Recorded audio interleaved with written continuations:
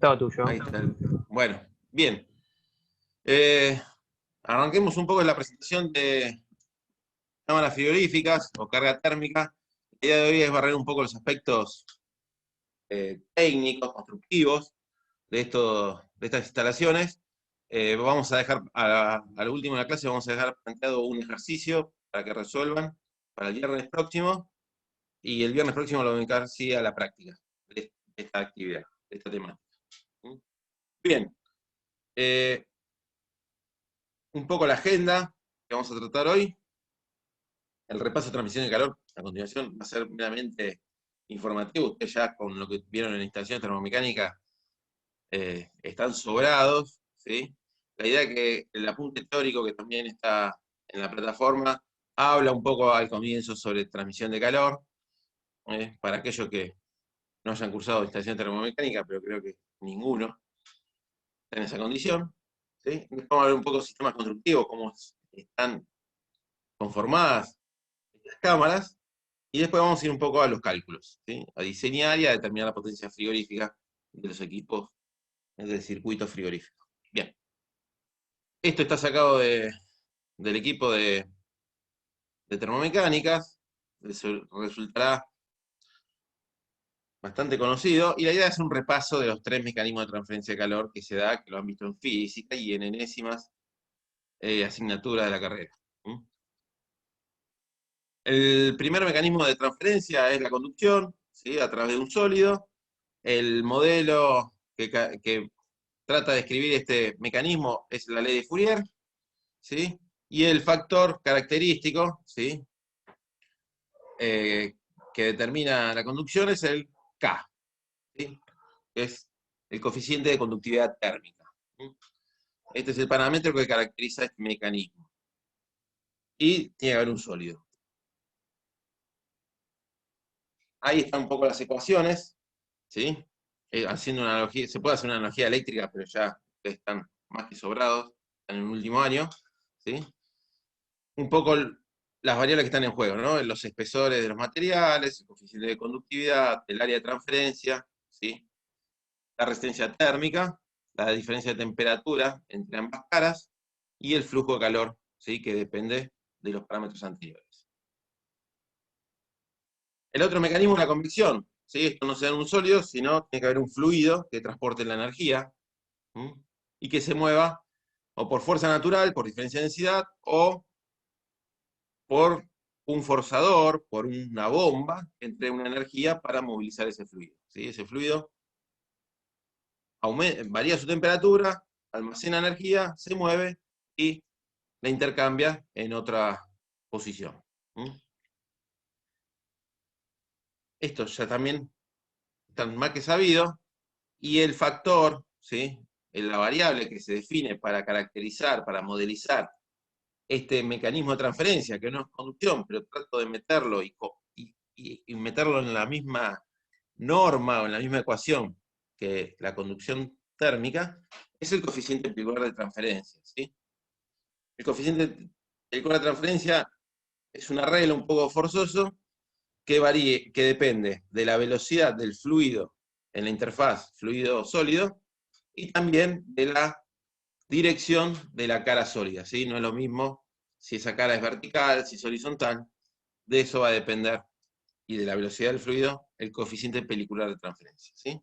Ahí tienen abajo, acá abajo, tienen un poco cómo puedo meter este mecanismo de transferencia y hacer algo similar a lo que hice con la conducción, ¿sí? Aparece el coeficiente vehicular asociado, va a haber uno asociado a cada lado del sólido, ¿sí? Bueno, el último mecanismo de transferencia es la radiación. Y la radiación, que no necesita ningún medio, ni sólido ni fluido, para transmitir energía, ¿sí? Existe, en muchos casos es importante, pero en este tipo de aplicación, al no haber diferencia de temperaturas importantes entre el fluido y las partes del sistema, casi se puede despreciar porque el efecto de la radiación o la energía que se transfiere por radiación es muy baja, ¿sí? También hay modelos que me permiten meter este mecanismo de transferencia por radiación en la ecuación inferior que estamos viendo y de alguna manera poder sumarlo al de convección y al de conducción. ¿Sí? Bueno, acá abajo tienen la ecuación que la han mostrado en termomecánica, donde están todas las variables en juego. Los coeficientes peliculares a ambos lados de la carga del sólido, el área de transferencia, que si es una pared plana es la misma en todos los miembros, la diferencia de temperatura que evalúo en cada mecanismo de transferencia, y si yo sumo todo esto y lo trabajo un poco matemáticamente, puedo obtener la ecuación de transferencia de calor, que es Q igual a área de transferencia, los dos H junto con este factor me van a conformar el coeficiente global de transferencia, el U, ¿sí? Y si sumo todos estos saltos de temperatura, se van a ir cancelando temperaturas intermedias y va a quedar el salto térmico total. ¿Sí? Es una forma de que en 4 filminas presentar la ecuación de transferencia de calor, que la vamos a evaluar en las paredes, en la envolvente de estas instalaciones. ¿Sí?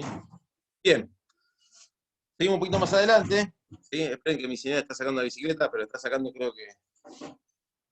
Dale, amor. Quiere sacar una bicicleta por una rendija de 10 centímetros. Bueno, siguiendo el relato, una vez resuelto Ayúdala, el Edu. tema bicicletero, a continuación yo les puse 2 definiciones de cámara frigorífica, ¿sí?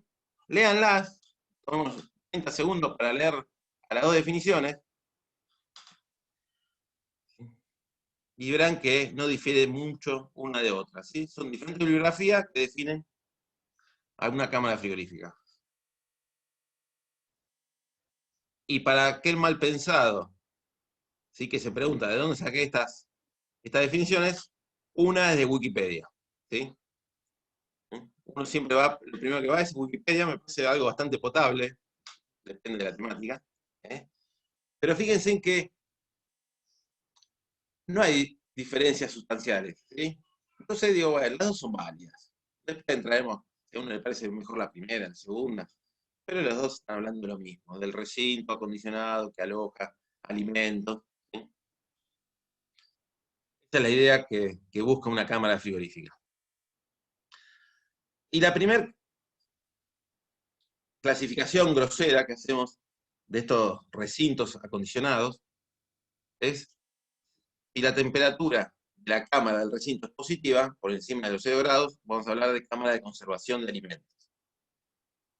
Si la temperatura es negativa, por debajo de 0 grados, vamos a estar hablando de cámara de congelados, ¿sí? Ahora en la filmina siguiente vamos a ampliar un poco más esta clasificación. Otra forma de clasificar estas cámaras, ¿sí? Es si son de uso privado o público. ¿Mm? Privado se habla cuando pertenecen a la empresa, ¿sí? O sea, para alojar materias primas, productos terminados, productos en proceso, ¿sí? Ahora ustedes dirán, pero ¿qué? En la calle hay cámaras que cualquiera puede ir y alojar productos de su propiedad. No. Cuando hablamos de público, ocupación pública, es muy frecuente que las industrias que tienen cámaras frigoríficas les sobre, ¿sí? Volumen en su interior para alojar productos de terceros, ¿sí? También hay empresas que se dedican a alquilar este tipo de instalaciones, ¿sí? Y no tienen ningún tipo de uso privado. O sea, se ven las dos cosas, las tres cosas. Cámaras 100% privadas, cámaras 100% públicas, donde la empresa alquila frío, alquila un recinto acondicionado, y después se ve la mezcla, una empresa privada que parte de ese volumen lo reserva para su producción y el resto sale al mercado y lo ofrece al mejor postor, ¿sí? Eso se ve bastante seguido. se hacen contratos, y entonces uno dice, bueno, guárdame tantos metros cúbicos a tal temperatura, por un determinado tiempo, y yo en base a, gracias a ese servicio, te pago tanto dinero.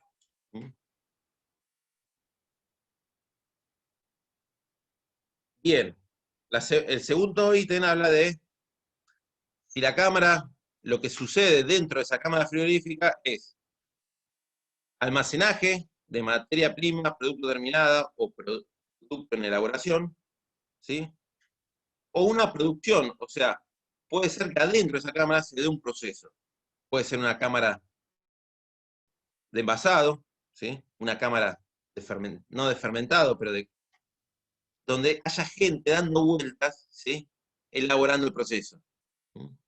Hay procesos que requieren que todo el proceso esté a muy baja temperatura o una temperatura controlada. ¿Sí? Entonces, puede ser que dentro de las cámaras se realice algún tipo de proceso y no solo almacenar productos.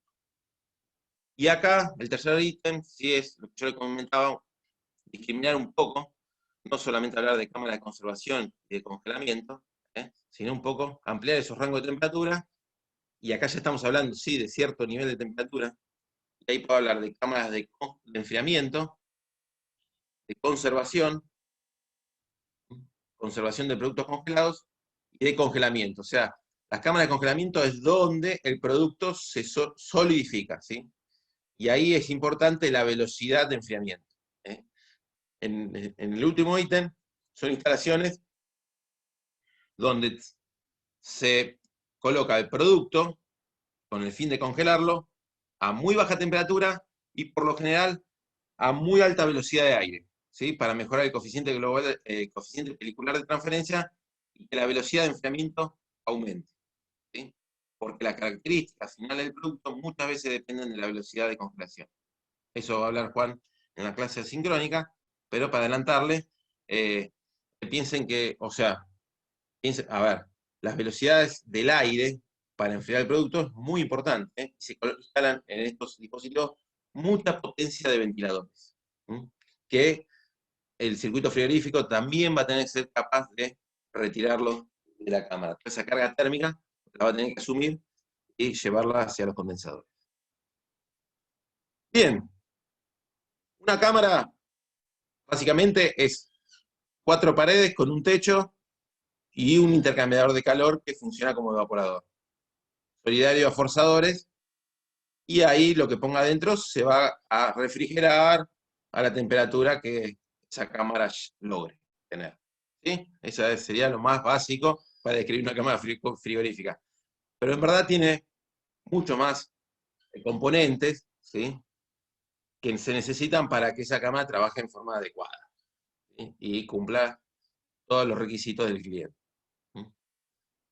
Así que no es solamente una envolvente compuesta por un aislante térmico, y no vamos a ver que aparecen el concepto de barrera de vapor, válvulas de equilibrio de presión, puertas, sistemas instalados en el suelo para prevenir cierto fenómeno que es indeseado, todo un sistema de desagüe del drenaje cuando se descomprimen los evaporadores, ventanas que se encargan de renovar el aire, ¿sí? Y en algunos casos equipos que inyectan gases, ¿sí? Hay productos alimenticios que necesitan inyectar gases para controlar un poco ahí los microbios y las bacterias que se desarrollan, ¿sí? Y humidificación principalmente. Bien, entonces ahora a continuación vamos a ver aspectos generales de cada uno de esos ítems, ¿sí? Para pasar luego a la metodología de cálculo. Bien, esto, ustedes me dirán, estamos en instalaciones termomecánicas en gradiente térmico, y sí, de alguna manera voy a tratar de llamar a ustedes que invoquen lo que aprendieron en esa asignatura sobre aislantes térmicos, ¿sí?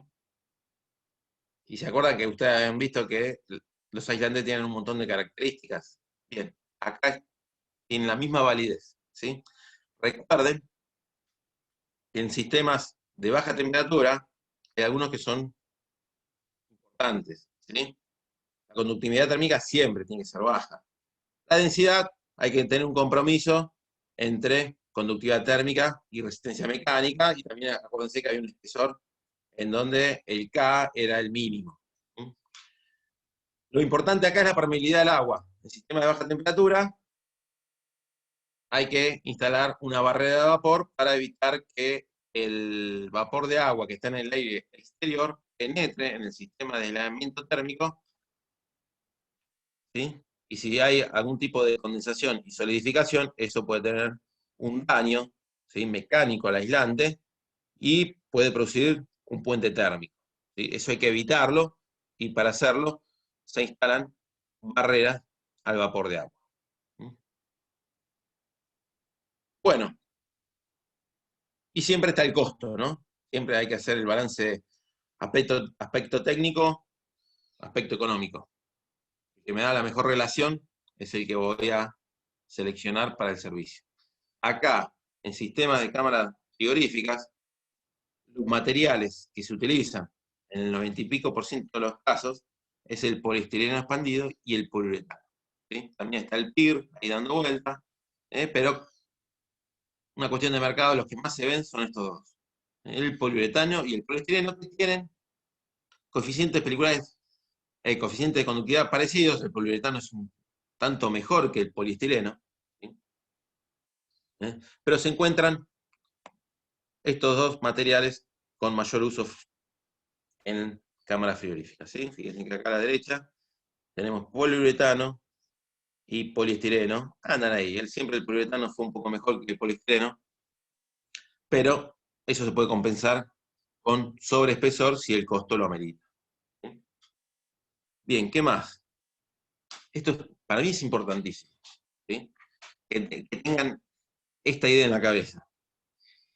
Acá la idea, cuando vieron la aislación térmica, le enseñaron que había que jugar el espesor de aislante, ¿sí? Aumentar el espesor de aislante me traía menor costo operativo, pero a costo de una mayor inversión, ¿sí? Entonces había que encontrar un compromiso entre el espesor de aislante y las pérdidas energéticas que estaban asociadas al costo operativo de la instalación. Bien, eso es válido, ¿sí? Pero acá ya las cuentas, ya el mundo ha hecho miles de cámaras frigoríficas, y ya ese balance entre espesor y pérdidas energéticas ya está todo más o menos calculado, y el mercado lo sabe, y el que tiene experiencia no hace todos los días las cuentas de espesor óptimo de aislamiento térmico, ¿sí?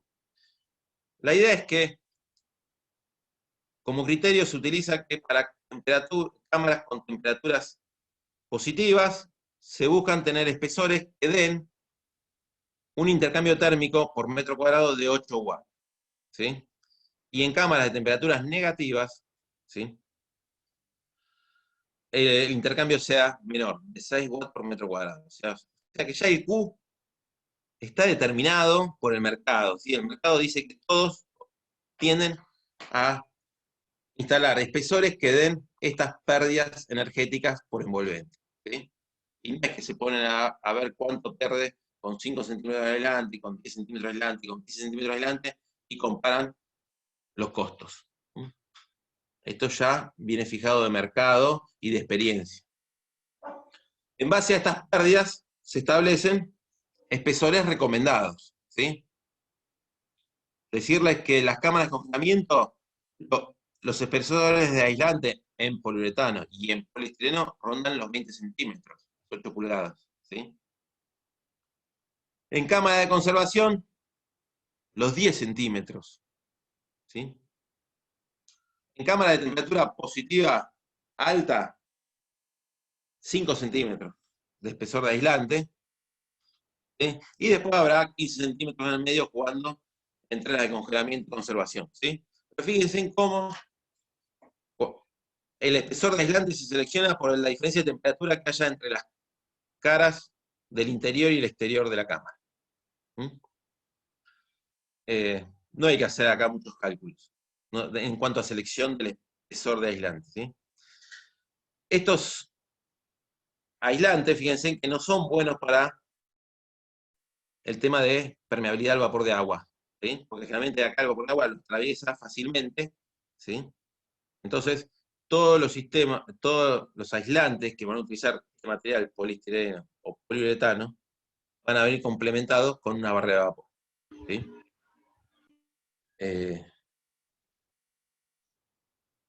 Entonces acá el espesor de aislante es como que ya lo pone el mercado, ya uno sabe que si la cámara de congelados, el espesor en poliuretano y poliestireno es 20 centímetros. ¿Sí?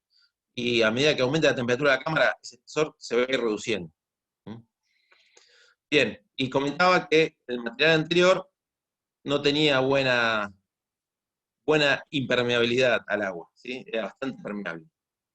Todos estos sistemas aislantes se complementan con una barrera de vapor, que las mejores barreras de vapor, los mejores materiales son los metales, el aluminio, la chapa metálica.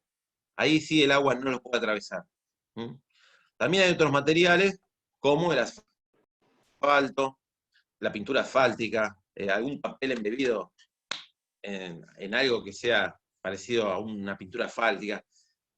Siempre se buscan esos materiales para complementar el trabajo del material aislante. ¿Sí?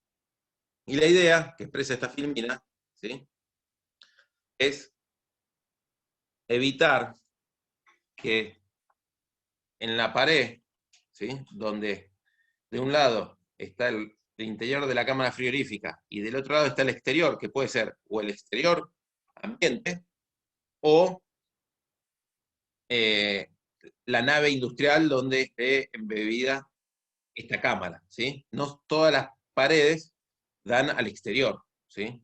Muchas veces se busca evitar eso, ¿sí? Que el gradiente térmico, que la diferencia de temperatura entre ambas caras sea alto, ¿sí? Y una forma de lograrlo es que el recinto que está contiguo a la cámara tenga una temperatura intermedia entre el ambiente y la cámara.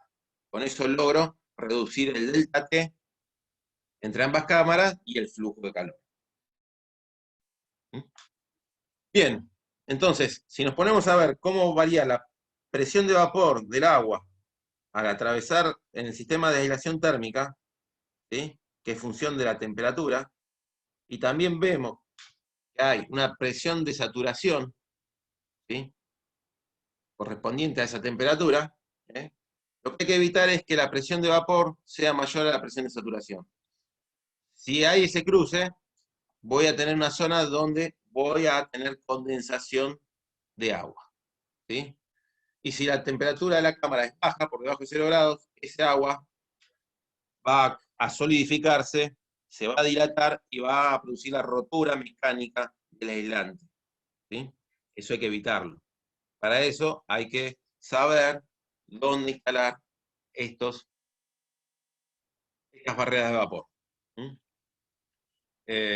Y con eso, si instala unas barreras de vapor en algún punto intermedio del aislante, bueno, antes que se crucen esas curvas, en verdad esas líneas, evito que, y mantengo distante siempre la presión del vapor con respecto a la presión de saturación, ¿sí?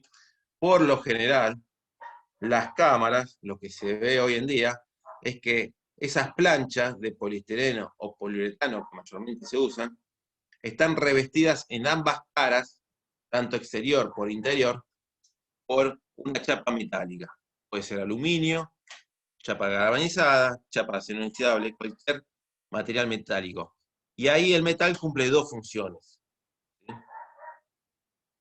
Evita este fenómeno de condensación dentro del aislante, evita que el agua o el vapor del agua ingrese al aislante, y además le da una resistencia mecánica al material aislante, a la espuma.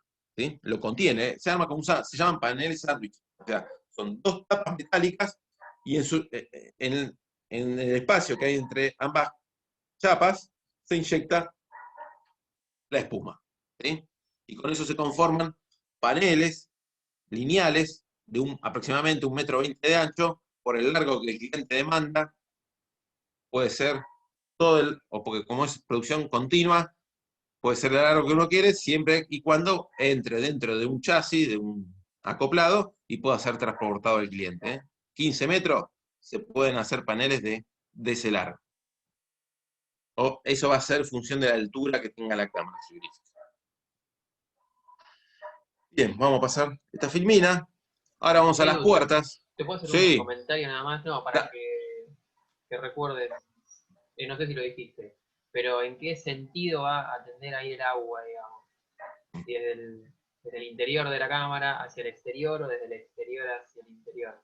Capaz que ya lo saben, pero bueno, para recordarlo nada más. Que ahí como lo dice ahí abajo. ¿Sí? Piensen ustedes que la presión de vapor en el exterior de una cámara se supone que es mayor porque la temperatura también es mayor. E iban de la mano, ¿no? Entonces va a tender a ir desde el exterior hacia el interior de la cámara. Como bien dice este gráfico. Pero bueno, para que lo recuerden. ¿Sí? Sí, Edu, ¿te puedo hacer una sí, consulta? sí, adelante. Una es una barrera antivapor adelante de la barrera, o sea, del aislante que vamos a poner. Y atrás ya no lleva otra, ¿no es cierto? O sea, es una sola. Bien. A ver, como está planteado acá la cosa que... La idea es que vos tenés que poner esta barrera de vapor antes que llegue al cruce, ¿no? Antes que de este cruce, la presión del vapor de agua sea mayor a la presión de saturación. Porque acá todo va a haber condensación de agua. Vos tenés que evitar colocar la barrera en cualquier punto de la aislación para que el agua no llegue a este punto, ¿sí? Y que Bien. se dé, bajo estas condiciones haya condensación. A ver, generalmente se ponen barreras intermedias, ¿sí? En cañerías de amoníaco, por lo general, cuando se aíslan, ¿sí? Yo hablo de la experiencia de lo que he visto, ¿no? Lo que se hace es, se agarran secciones rígidas de poliestireno, se envuelve a la cañería, ¿sí? Se le pone un fill stretch para darle un poco de resistencia, de soporte, porque es difícil de agarrar el poliestireno a la cañería, y ahí el poliestireno, ¿sí? Se embebe en una pintura asfáltica, ¿sí? Todas las uniones, todo se embebe, o también puede ser poliuretano, ¿eh? Entonces ahí sí la barra, y después se sigue dando espesores, ¿sí? Eh, de otro tipo de aislación o el mismo material aislante. O sea, se hace un sistema de aislación. En esos casos, la barrera de vapor queda en un punto intermedio del espesor del aislante térmico, ¿sí? De las capas del aislante térmico. Si en sistemas más simples, donde tengo una sola capa de material aislante, la barrera de vapor tiene que estar en la superficie, ¿sí? Nadie se pone a hacer un sándwich, o sea, cortar el pan a la mitad para introducir una tajada metálica que haga de barrera de vapor, ¿sí? Cuando el espesor el material aislante tiene un espesor homogéneo y en una sola pieza, las barreras de vapor van en los extremos, en los lugares que lo puedo colgar. Generalmente va en la cara exterior, acá, donde puede estar el ingreso de agua, vapor de agua. ¿Mm? En la realidad lo que se hace es, se cubre, ¿sí? En estas espumas, ambos lados, ¿sí? No porque acá adentro también habría que revestirlo con una barrera de vapor para evitar que el agua penetre, pero sí para darle resistencia mecánica, ¿sí? Para que nadie venga acá, golpee y haya un daño mecánico en este material, ¿sí? Entonces se arma un sándwich, una chapa metálica, otra chapa metálica y en el medio se inyecta y se expande la espuma. En este caso se hizo como se lo colocó en una posición intermedia, ¿sí? En el espesor de aislante. Gracias. Dale. Bueno, si vamos al tema de puertas, hay un montón de soluciones y eso lo determina el cliente y lo determina quién tiene que atravesar esa puerta. Si es mercadería, si es personal, ¿sí? Cuál va a ser el formato de la mercadería, si la mercadería va a estar paletizada o en caja, o si esa puerta tiene que ser atravesada por un car, por una zorra o no, ¿sí? Eso depende de cada instalación y eso lo determina el cliente y la mercadería a manejar y la forma de manejar, la logística. ¿Sí? Van a encontrar, si es personal solo, por lo general se ponen puertas pivotantes, ¿sí? Si tiene mucha frecuencia de, de apertura. ¿Sí? Las que se ven mucho son las tipo correderas, ¿sí? Estas pueden ser manuales o pueden ser automáticas. Hoy en día hay muchos sistemas que uno tira de una piola o una señal eléctrica y se abren en forma automática, están motorizadas, ¿sí? Estas son correderas. Estas son pivotantes, ¿sí? También, esta es de simple hoja, esta es de doble hoja. Estas tienen bisagras, como las que ustedes están acostumbrados a ver en los comercios, de la carnicería o en los comercios mayoristas, y con bisagras la puerta se abre. Y las que son tipo guillotinas son las que ustedes también están acostumbrados a ver en un lugar para carga y descarga de camiones. ¿Sí? Se pueden dar un montón, y fíjense que los materiales también. Todo lo que ven blanco acá son chapas que están pintadas, ¿sí? Y en su interior hay un material aislante. ¿Sí? La que está acá abajo a la derecha es una puerta que en su interior tiene material aislante, pero está revestida de chapa de acero inoxidable, ¿sí? Un acero inoxidable 304, y más o menos por cuestiones estéticas o por cuestiones sanitarias.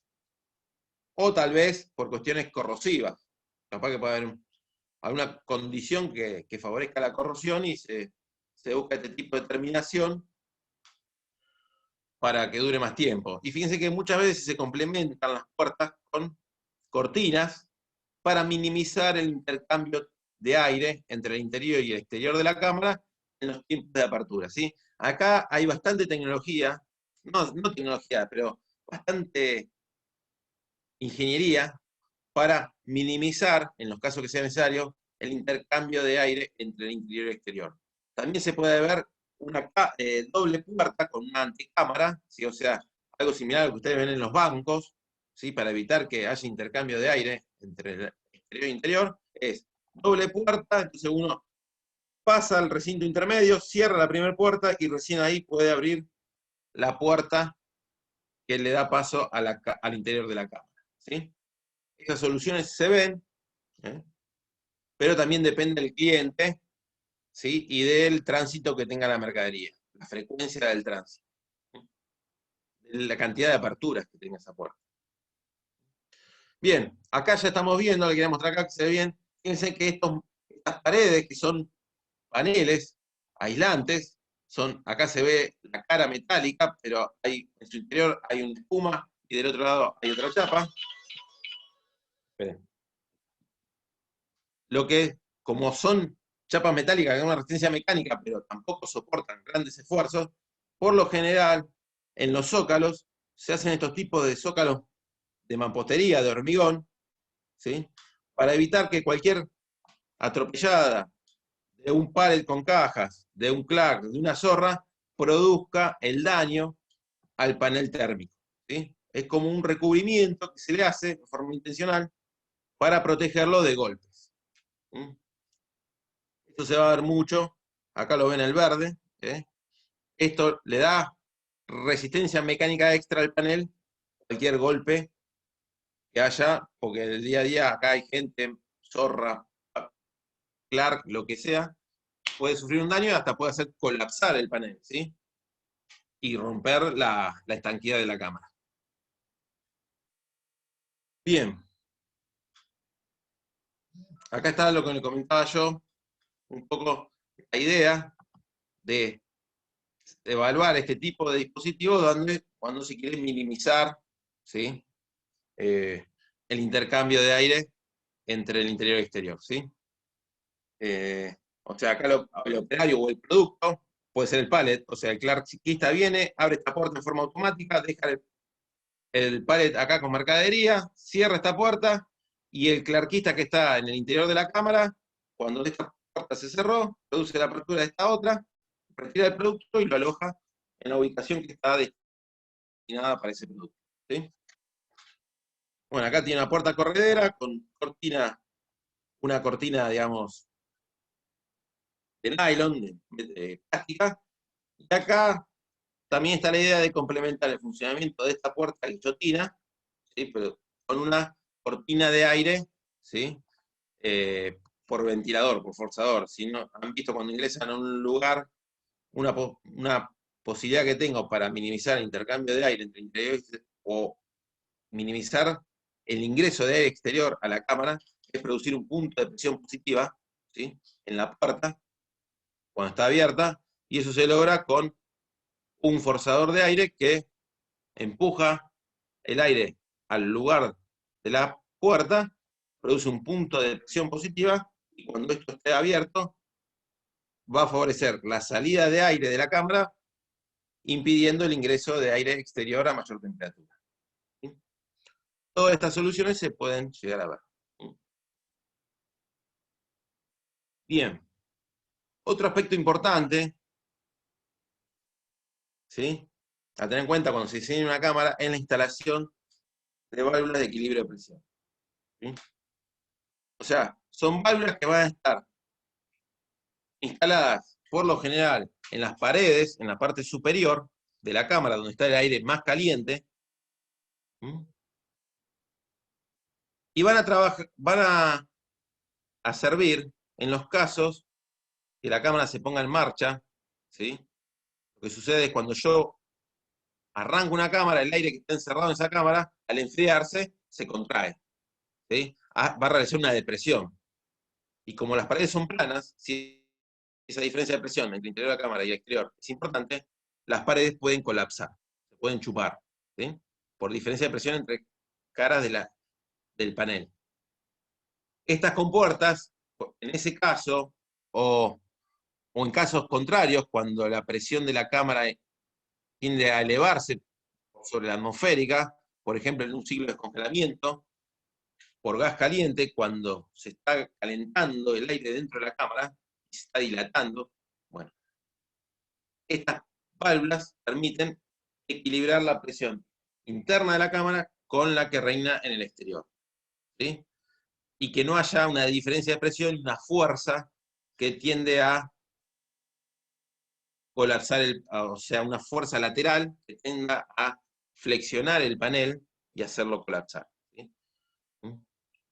Otra circunstancia en que pueden entrar en juego este tipo de válvulas es cuando se ingresa mercadería a alta temperatura, ¿sí?, a la cámara. Eso va a producir un calentamiento, una elevación de la temperatura del aire de la cámara y una dilatación de esa masa de aire, ¿eh? Entonces, en esos casos va a permitir este tipo de válvulas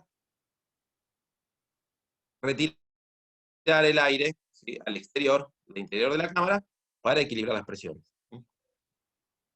Entonces, en algunos casos va a producir la salida del aire y en otros va a producir el ingreso de aire en forma intencional. Bien, acá dice que deben abrir con un equilibrio de presiones mayores a 10 milímetros columna de agua. Y en cámaras de temperaturas negativas tienen que venir incorporados un sistema de descongelamiento para evitar que estas partes móviles, ¿sí?, que trabajan como flap, se bloqueen por hielo. Son consideraciones que hay que tener, ¿eh? Pero si en cámaras importantes, grandes, ¿sí?, en cámaras pequeñas, esa diferencia de presión y las áreas que hay en las paredes no son tan importantes, y las fuerzas laterales tampoco son. Se ven más en cámaras de un tamaño mediano grande. Bueno, otro aspecto, y este es muy importante en cámaras de baja temperatura, es cómo uno construye el suelo, ¿sí? El suelo de una cámara frigorífica lleva mucha inversión y mucha, no sé si tecnología, pero cuidado, detalle constructivo, y no es tan simple como tirar un hormigón, alisarlo y nada más, ¿sí? Estamos hablando de cámaras de muy baja temperatura, cámaras de congelamiento. En cámaras de conservadora, donde la temperatura es positiva, sí, la verdad que el piso suele ser un piso de hormigón tradicional, ¿sí?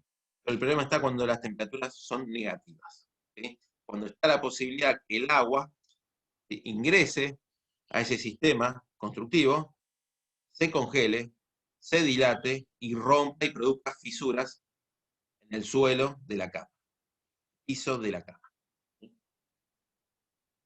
Para evitar esos fenómenos, ¿sí?, se invierte plata, se invierte complejidad, ¿no? Todo un sistema es mucho más complejo. ¿Por qué? Porque al piso hay que dotarlo con barreras de vapor para evitar que el agua que está en el suelo, ¿sí?, empiece a migrar hacia el interior de la cámara, hacia algo similar a lo que vimos la filmina de barrera de vapor de agua. O sea, hay que instalar barrera de vapor de agua y hay que, en cámaras de baja temperatura, instalar un sistema de calefacción o de ventilación que evite que la parte resistente del suelo llegue a temperaturas negativas. O sea, hay que proveer a una cámara de congelados un sistema de calefacción en el suelo para evitar que la parte resistente del piso, ¿sí?, lo que realmente resiste las cargas que va a soportar de producto, de personas, de vehículos de tránsito, ¿sí?, llegue a temperaturas negativas. ¿Sí? Si llega a temperaturas negativas, esos cimientos, el agua va a penetrar, se va a congelar y se va a fisurar. Y el tránsito frecuente va a hacer que esas fisuras crezcan y con el paso del tiempo el suelo pierda resistencia y empecemos a transitar como si fueran témpanos de hielo, ¿sí? O sea, placas individuales que se estabilizan y pierden su resistencia, su forma. ¿Eh? Acá se invierte mucha plata. Y también hay un costo operativo en las cámaras de congelados porque estos sistemas de calentamiento hay que entregar la energía para evitar que cierta parte del piso, la parte baja acá, llegue a temperaturas negativas. ¿Sí? ¿Cómo se puede hacer este calentamiento? Bien, se puede hacer con un cable eléctrico resistivo, efecto Joule, y disipar calor. Se puede hacer con serpentinas de agua caliente, ¿sí?, que en un circuito cerrado con una caldera, donde se reponga la energía que se disipa en el suelo hacia la cámara, ¿sí?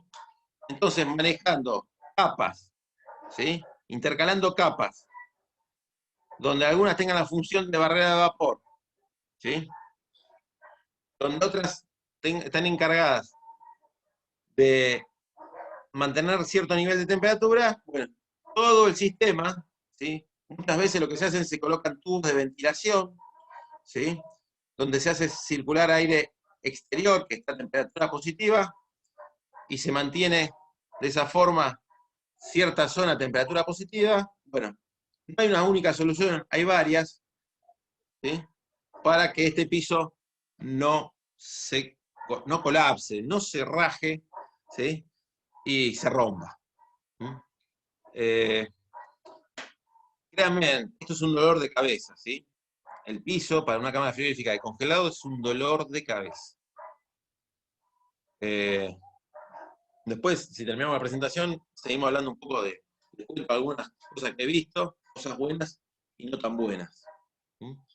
También lo que se suele calefaccionar, pero no en la parte resistente del suelo, del hormigón, en los cimientos, sino en la parte superficial del piso, ¿sí? Por lo general se suele calefaccionar la parte de acceso en las puertas a cámara de congelados, ¿sí? Acá se busca tener un efecto piel, o sea, en una superficie solamente positiva, para evitar que el aire que ingresa del exterior, ¿sí?, se enfríe y la humedad condense y se solidifique. Y si no evito eso, voy a tener que en el piso se forma hielo, y eso va a ser una condición insegura para que el personal transite, venga, pise el hielo, patine y haya un accidente, ¿sí? Entonces, en muchos lugares se busca tener, particularmente, superficie a temperatura positiva para evitar la condensación y la solidificación. En otro punto que yo pasé de largo y no les comenté, cuando describimos las puertas, ¿sí?, en cámaras de congelamiento, todos los burletes de las puertas se calefaccionan en forma intencional para evitar que el vapor de agua condense y solidifique y bloquee la apertura de la puerta, porque esa puerta va a quedar bloqueada por hielo, porque trabaja como si fuera un pegamento, ¿sí? Entonces, todos los sistemas de burletes de los accesos a las cámaras están calefaccionados siempre y cuando esa cámara sea de temperaturas negativas. Y generalmente en esos casos se hace con un cable calefactor resistivo. que rodea el burlete de la puerta y lo mantiene solamente esa superficie, ¿sí?, a temperatura positiva. Para cerrar el tema de calefacción en una cámara frigorífica, otra parte que hay que calefaccionar son las bandejas de drenaje de los evaporadores, ¿sí?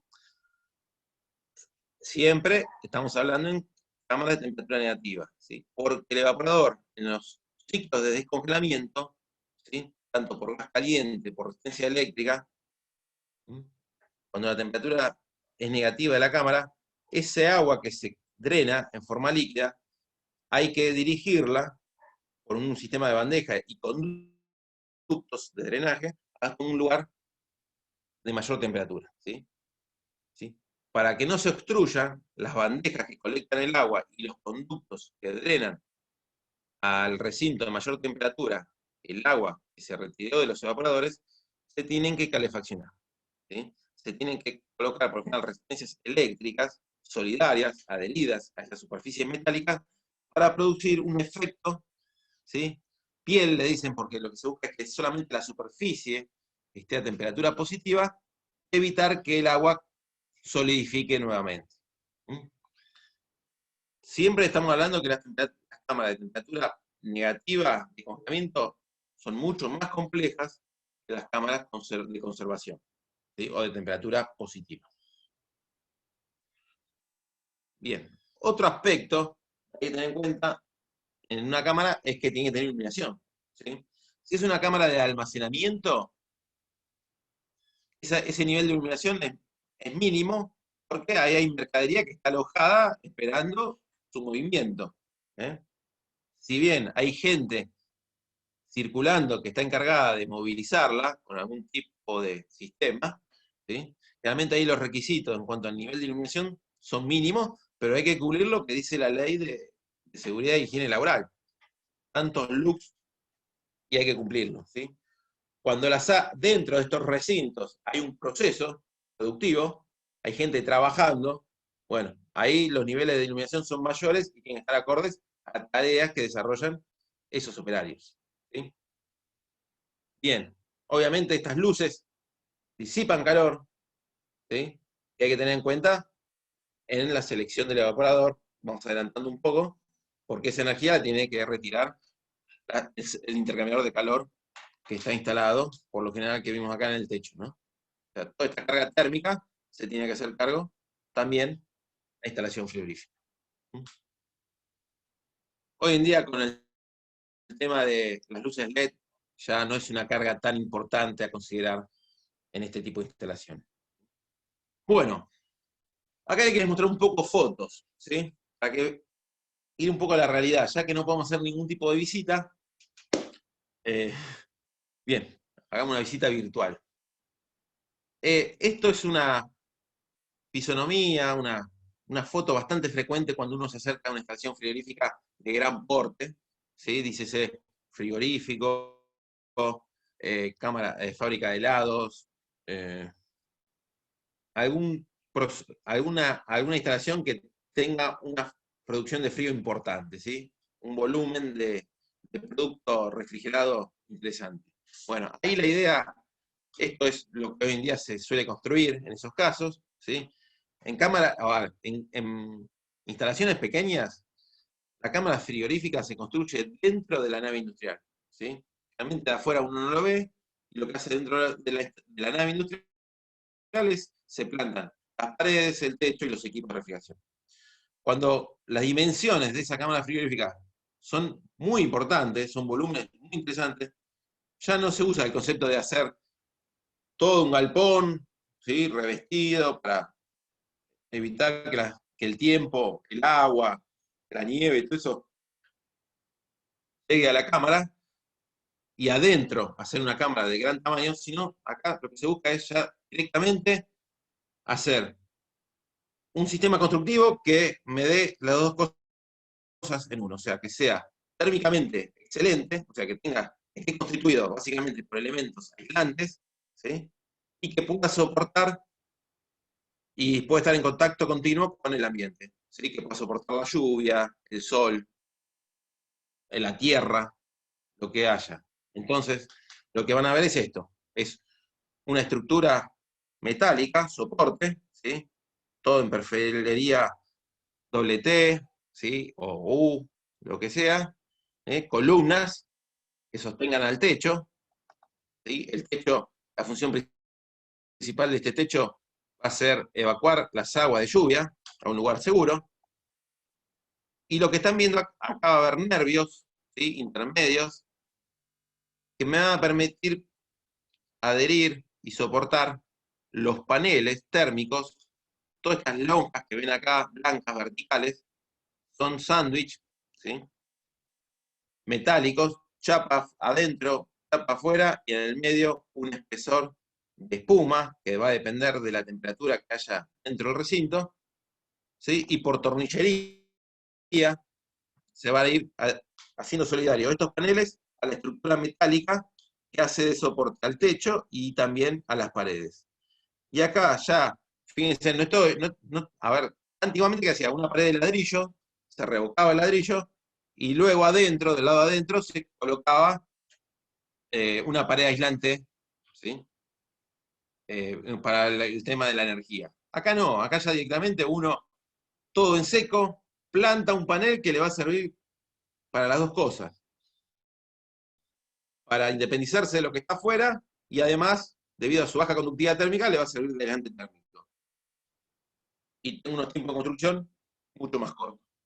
Y unos costos menores. Esto básicamente lo que están viendo son los paneles térmicos que del otro lado ya sí van a tener espacio acondicionado. En paredes, en cámaras más pequeñas no. Les comenté anteriormente, está el galpón, la nave industrial, hecha con materiales tradicionales, y en el interior se plantan las paredes, todo es construcción en seco.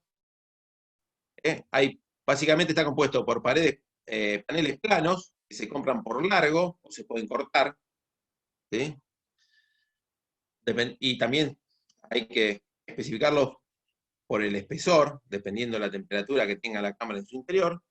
Y después va a haber perfilería, ¿sí? Acá están los paneles, acá sí, no lo puse antes, acá tienen la perspectiva de un panel, ¿sí? Se ven las chapas que forran al panel, y en su interior hay poliestireno en este caso.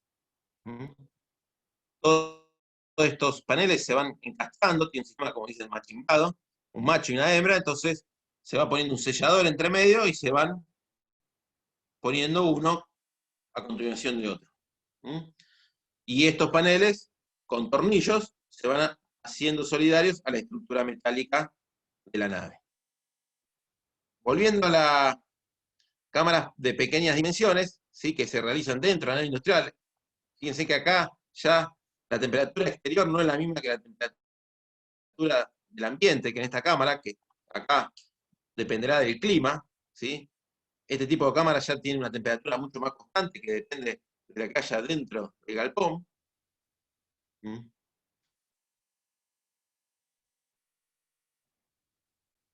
Bien. Acá la diferencia es en estas paredes. Lo que les iba a decir. ¿Cómo se construyen tanto estas cámaras como estas? Básicamente se compran los paneles rectos, ¿sí? Que van conformando paredes y techo. Ven acá que el techo también son paneles, lo mismo que los que están acá, pero solidarios a la estructura del techo que está destinado a retirar las aguas de lluvia. Los fabricantes también ofrecen un montón de perfilería plástica para hacer los encuentros, tanto las esquinas, hacer los zócalos, hacer los encuentros con las puertas. O sea, es todo un sistema constructivo en seco, que con tornillería específica se puede lograr construir cámaras de este tipo en muy corto tiempo, ¿sí? Ya este tipo de cámaras demanda otro tipo de tiempos y de periodos. Bueno, y acá puse una cámara frigorífica un tanto particular, ¿sí? O sea, paneles térmicos, no tan estándares como estos, sino ya donde se trata de que la barrera de vapor, o sea, que la chapa tenga una continuidad asegurada, ¿sí? Que no haya ningún tipo de ingreso de agua exterior, porque están preparados para cualquier condición climática, y en un mismo skid, ¿sí? En una misma chasis se provee la cámara frigorífica y el ciclo frigorífico, la máquina frigorífica, que va a condicionar esta cámara. Esto es una cámara frigorífica móvil, ¿sí? Las cámaras que están a la derecha son fijas, ¿sí? Básicamente acá está dentro del recinto, está el evaporador, acá sucede lo mismo, y el resto de la máquina frigorífica está, en estas cámaras chicas suele estar en el techo, como una unidad, toma la forma de unidad condensadora, como la que vimos con Juan, y ya en instalaciones grandes de este tipo, el resto del ciclo frigorífico está en una sala de máquinas y se vincula con cañerías que llevan el refrigerante en las distintas condiciones, ¿sí? Dependiendo de la escala. Bueno, esto le queríamos hacer la mención. Es un libro bastante interesante, que está toda la temática de la asignatura. Si ustedes ven ahí el índice, van a encontrar casi toda la temática que fuimos tratando del principio del cuatrimestre. La universidad lo tiene en su biblioteca, se lo dejamos como material de consulta. Se puede consultar online en internet, está SlideShare. Ustedes si ponen, lo pueden encontrar y pueden ver todas las páginas. Solamente para descargarlo hay que bajarlo, hay que pagarlo, cosa que nosotros no hicimos. Pero es un libro bueno, muy completo, capaz que no lo damos porque va más allá del alcance de este curso, y también no lo damos por un poco, la última edición que tengo yo es del año 2000, ya es un poco anticuado.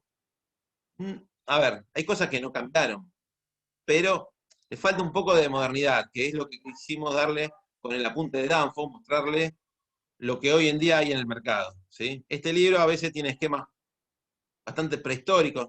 No sé si ha tenido una reedición nueva, yo la que tengo es del año 2000, y es la que ustedes pueden ver en internet, ¿sí? Pero le quería dejar como inquietud esto, pueden encontrar todos los aspectos que vimos en la asignatura. Yo hoy voy a hacer hincapié en el capítulo 10, que habla específicamente de la temática de cámaras frigoríficas, ¿sí? Y lo voy a utilizar como base para dar un procedimiento de cálculo, ¿sí? De cargas, ¿sí? Este es uno, hay miles, ¿sí? Cada bibliografía tiene su receta. Esto es una receta de cocina, ¿sí? O sea, como para hacer medialuna hay 10.000 recetas. Bueno, para diseñar cámaras o calcular cargas térmicas en cámaras también las hay, pero son todas parecidas, ¿sí? La idea es que a continuación yo voy a desarrollar la que describe el libro del DOSAT, ¿sí? Que me parece que es bastante detallada, ¿sí? Y la semana próxima, no, a continuación, al final de la presentación, Juan le va a explicar una mucho más simple, que es la que está descrita en el apunte teórico de la asignatura. Es mucho más simple, y a veces al ser tan simple, es como que uno pierde poder descriptivo, ¿sí? O sea, va a ver que hay modelos que vienen impuestos que dicen, agarra tal número, tal tabla, ponelo acá, y sale lo que vos estás buscando. Y uno, de alguna manera, yo con la idea de seguir implementando la receta del DOSAT es para que ustedes vean todas las variables que están en juego en cada cálculo, ¿sí? Después vamos a terminar usando uno bastante más simple, pero es muy parecido igual, ¿sí?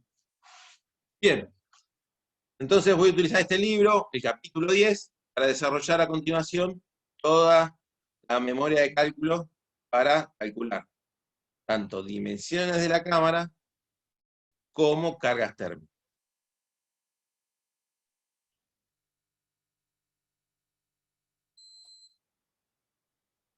Bien. Ya que termina de aparecer la filmina, el DOSAT, cosa que no lo tiene el apunte de la teoría, ¿sí? Habla cómo dimensionar una cámara, cómo determinar el largo, el ancho y el alto, ¿sí? Nosotros en los problemas que le va a dar a Juan, le va a dar directamente ya las dimensiones. Para determinar el volumen de una cámara, el DOSAT propone una metodología que es determinar una densidad aparente que está en las tablas que muestra el libro, donde expresan, ¿sí?, cuántos metros cúbicos se destinan por kilo de producto almacenado para diferentes productos, ¿sí? Teniendo en cuenta, dentro de esta densidad aparente, no solamente el volumen que ocupa el producto, sino lo que ocupan los pasillos de circulación, ¿sí? El espacio ocupado por el evaporador y el espacio que ocupa los canales de aire para que el evaporador pueda movilizar el aire en toda la cámara y homogeneizar la temperatura. Entonces, es una densidad aparente. Ahí está metido estas tres cosas, más lo que ocupa el producto. Entonces uno puede decir, bueno, a ver, si quiero almacenar 10.000 kilos de fruta, ¿qué volumen tiene que tener la cámara?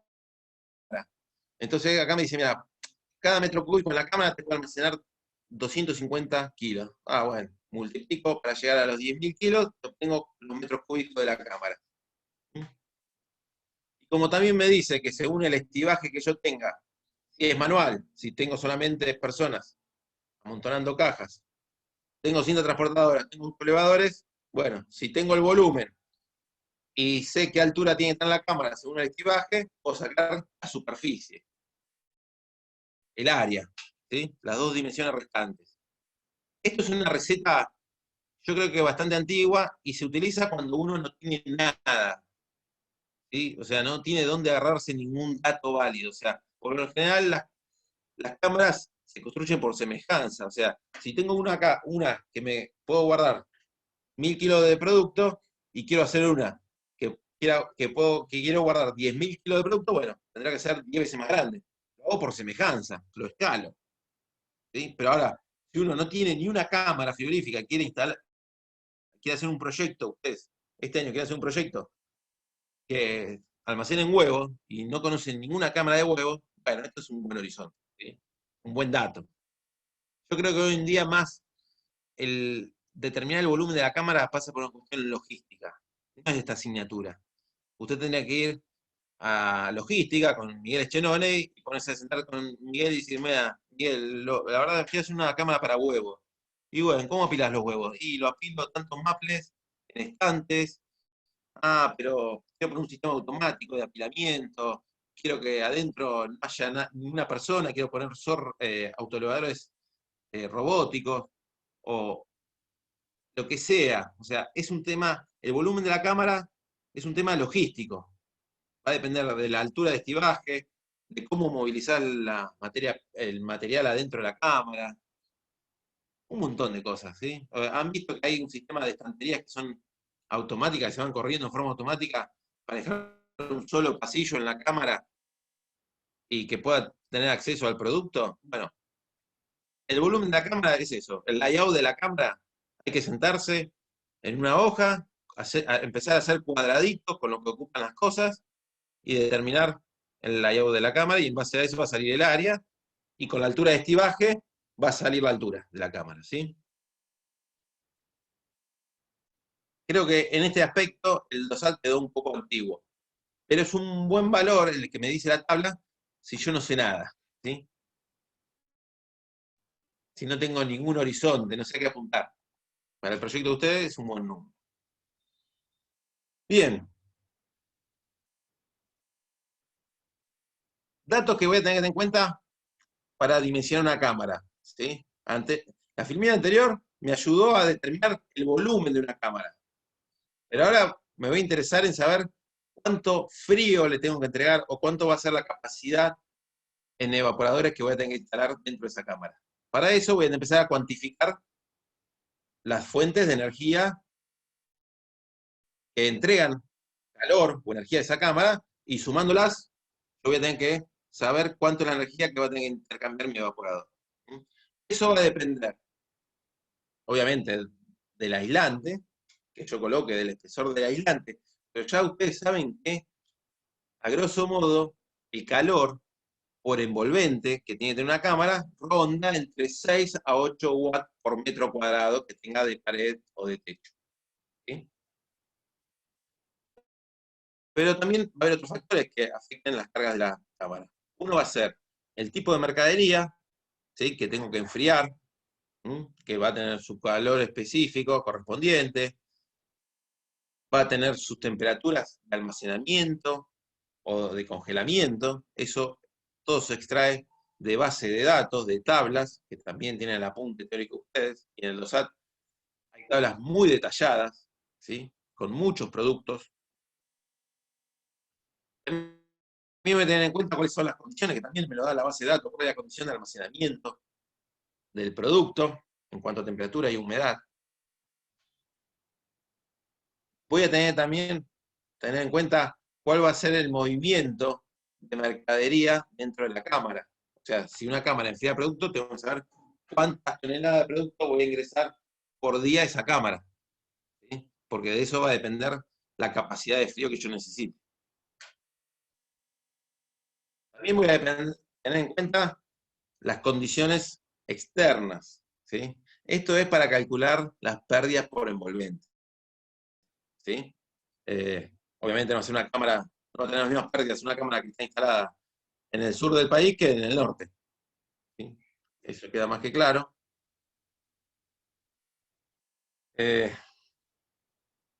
Nada más. A ver, perdón, Bien. O sea, voy a tener en cuenta todos estos datos, voy a empezar a reunir arriba de mi escritorio, empezar a buscar todo este tipo de información para yo recién ahí empezar a tratar de hacer algún número, ¿sí? La mayoría sale de base de datos de productos, ¿sí? Los que son referentes al producto, y otros salen de cartas climatológicas.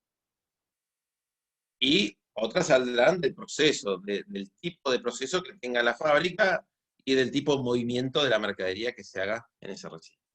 Bueno, ¿qué cargas voy a tener que evaluar, cuantificar? Las que están vinculadas al producto, a condicionar el producto. No siempre el producto ingresa a la cámara a la temperatura de almacenamiento, ¿sí? Entonces, si el producto necesita ser enfriado o congelado, eso va a demandar energía. Hay cierto tipo de mercadería, como los vegetales, ¿sí? Que tienen un metabolismo, son partes vivas, si bien no están ya en la planta, pero siguen teniendo células vivas, y esas células vivas tienen un calor vital, ¿sí? Que entregan a la cámara, ¿sí? Y hay que tenerlas en cuenta porque es una energía extra que el evaporador va a tener que retirar. Hay energía que va a aportar el aire que ingrese, ¿sí? A la cámara. Las cámaras suelen tener una renovación de aire, ¿sí? Que se da o en el tiempo de apertura de las puertas, o en la operación normal de la válvula de equilibrio de presión, ¿sí? ¿Se recuerdan esa válvula que abría y cerraba? Por ahí también ingresa y egresa aire, con una carga entálpica, con una temperatura mayor y una humedad mayor. También va a tener en cuenta las pérdidas por envolvente. Estas van a entregar calor del tipo sensible, y las vamos a tener que evaluar. El calor vital de las personas, ¿sí? Si hay personas, por lo general en las cámaras hay personas porque hay que manipular el producto, son muy pocas las cámaras que están automatizadas 100%, También hay que tener en cuenta cuánta potencia disipan esas personas y también cuántas personas están trabajando y los intervalos de trabajo, para cuantificarlas e ir sumándolas todas, poniéndolas todas en una bolsita que van sumando energía, para después tratar de diseñar el evaporador. Y el calor que aporta la iluminación, como dije anteriormente, hoy en día con las bibliografías, fíjense cómo están, digamos, de una manera quedando viejas, porque al tener una iluminación LED ya la potencia se ha reducido a una quinta parte. Si bien hay que estimarla, yo creo que la incidencia que va a tener en la energía total que hay que retirar de la cámara va a ser muy baja. Y acá también hay que, otro aspecto que hay que cuantificar, y es el último ya, es el calor que disipan los ventiladores y los evaporadores, ¿sí? Este evaporador que están viendo acá en la foto, atrás, que tiene 5 forzadores, ¿sí? La idea de los forzadores es producir el movimiento del aire dentro de la cámara y la homogenización de las condiciones del aire. Pero esos ventiladores, para su funcionamiento, necesitan disipar calor. Y ese calor también lo va a tener que asumir el refrigerante. Entonces, fíjense de estas 7 fuentes de calor que hay que cuantificar, que a continuación lo vamos a hacer, ¿cuál consideran ustedes que son más importantes? Acá les pido a ustedes que digan, leyéndolas así a simple abuelo de pájaro, ¿cuáles parece que van a ser más representativas en los cálculos que vamos a realizar? La primera, calor para el enfriamiento o congelamiento del producto. Sí. Y después, no sé, me parece que el aire de renovación va a depender del volumen, pero puede ser bastante importante también. Bien, claro, eso depende un poco de cuánto aire intercambie con el exterior, ¿no? De cuántas veces abran las puertas, de qué sistema tenga para reducir el intercambio de aire entre interior y exterior, ¿sí? Pero ¿cuál es también la otra fuente que pega fuerte? Seguramente va a pegar fuerte. El otro ítem. También, Edu, va a depender de las condiciones del aire que ingrese a la cámara, ¿no? O sea, no va a ser lo mismo Claro. que ingrese aire directamente del exterior en verano que hace 35 grados, que si uno tiene una antecámara o alguna otra cosa. ¿Y cuál es el otro ítem que va a pegar seguramente fuerte? Y si estoy en la zona norte del país, más todavía. Yo diría las pérdidas, pero no estoy del todo seguro. Sí. Es eso. ¿Sí? Es más, Lautaro y al resto, pónganse a pensar que Lautaro me dijo, mira, es el ítem 1, el 3 y el 4. ¿Sí? Esos son los que cree él que van a pesar más en el cálculo del evaporador. ¿Sí? Que van a tener más peso a la hora de determinar la potencia de refrigeración. Pero fíjense que eso depende. Depende. Puede ser que el producto ingrese ya a la temperatura de almacenamiento. ¿Sí? Si el camión lo trae acondicionado a la temperatura que se va a almacenar, creo que el 1 va a ser mínimo. ¿Sí? Ahora, si el producto tiene una temperatura mayor, y ahí sí va a empezar a tomar importancia el ítem 1. O como dijiste hoy vos, Edu, si viene de un túnel de congelamiento un producto que ya está congelado, la carga 1 no va a ser muy importante. ¿Sí? O a veces hasta ese calor tiene un signo contrario. Favorece, porque si entra una temperatura inferior al almacenamiento, te ayuda a contrarrestar las otras cargas. ¿Sí? O sea, la carga del producto es variable. Y el ítem 4 también es variable, porque depende de la temperatura exterior.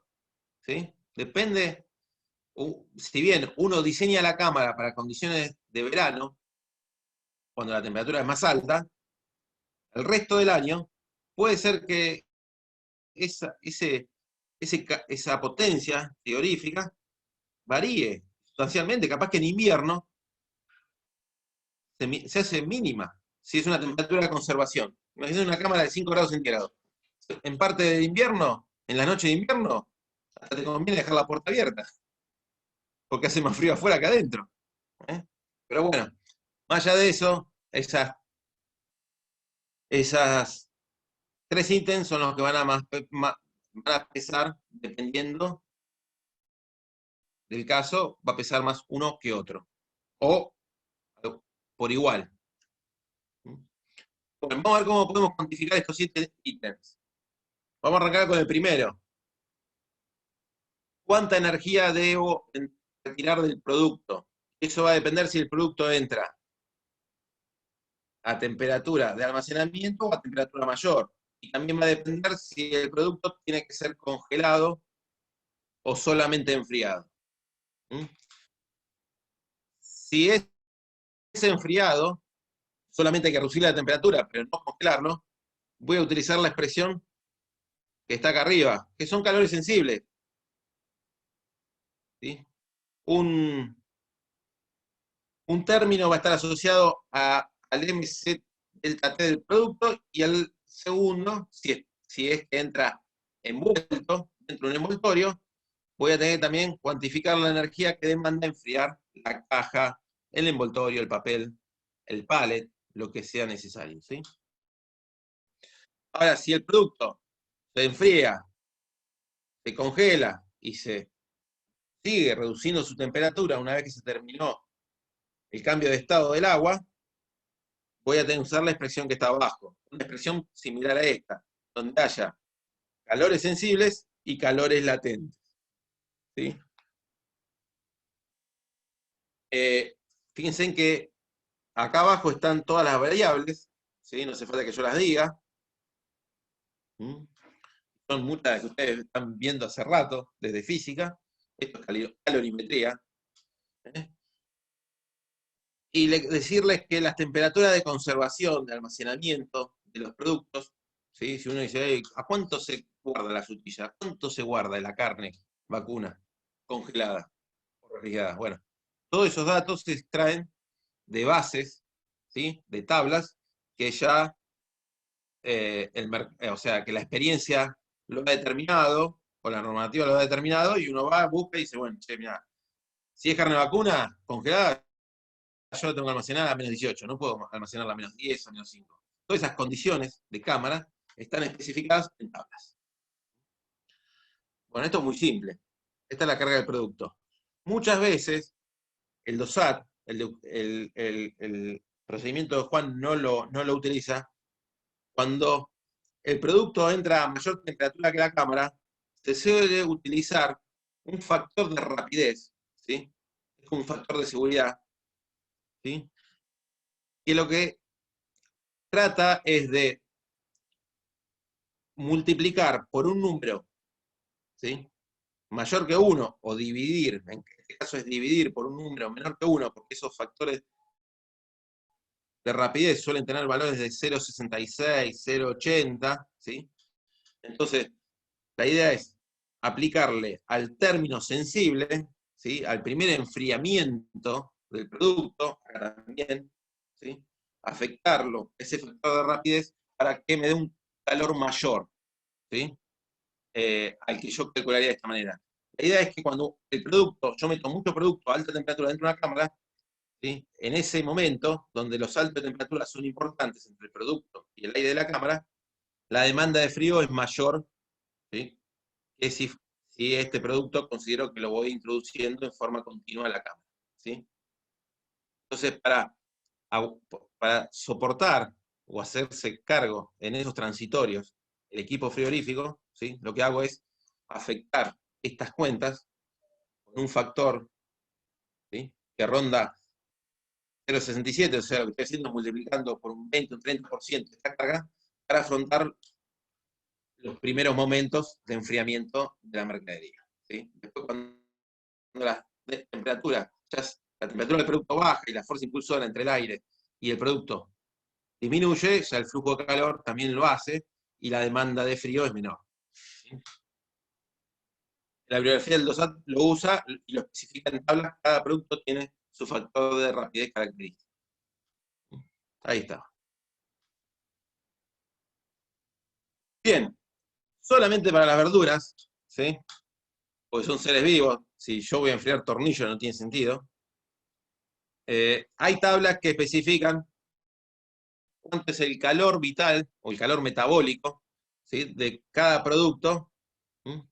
Y si yo afecto, como el producto está vivo todo el tiempo en la cámara, yo tengo que afectar esa energía por kilo de producto por todos los kilos de producto que hay en la cámara, ¿sí?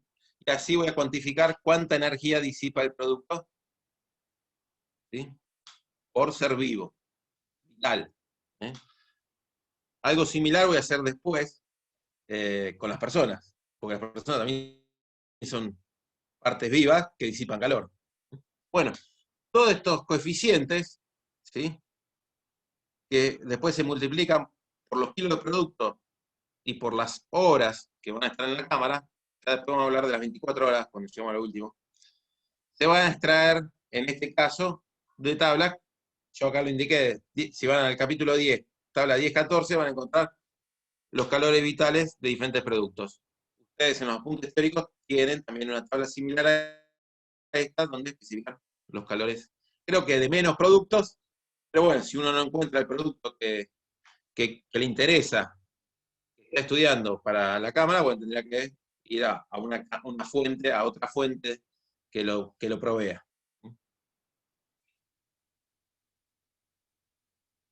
Otra fuente que aporta energía a la cámara, que también me mencionaron ustedes que era importante, es la entalpía que trae el aire que ingresa a la cámara, ¿sí? O sea, en los tiempos de apertura de la puerta o de ingreso de mercadería, hay un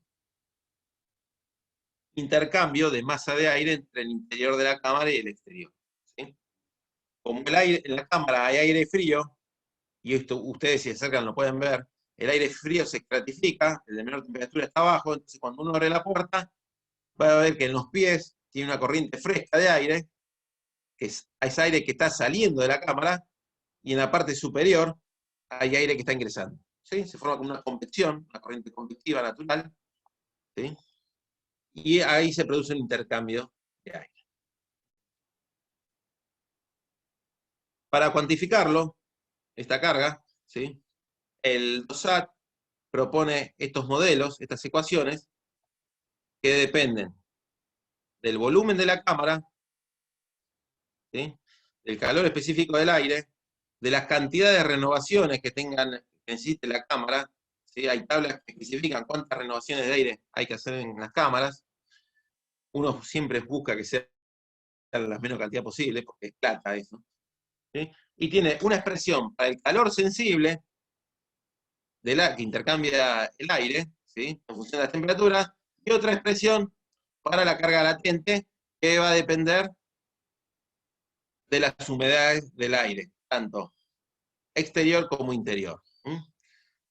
A ver, hay muchas formas de calcular esta diferencia de entalpía.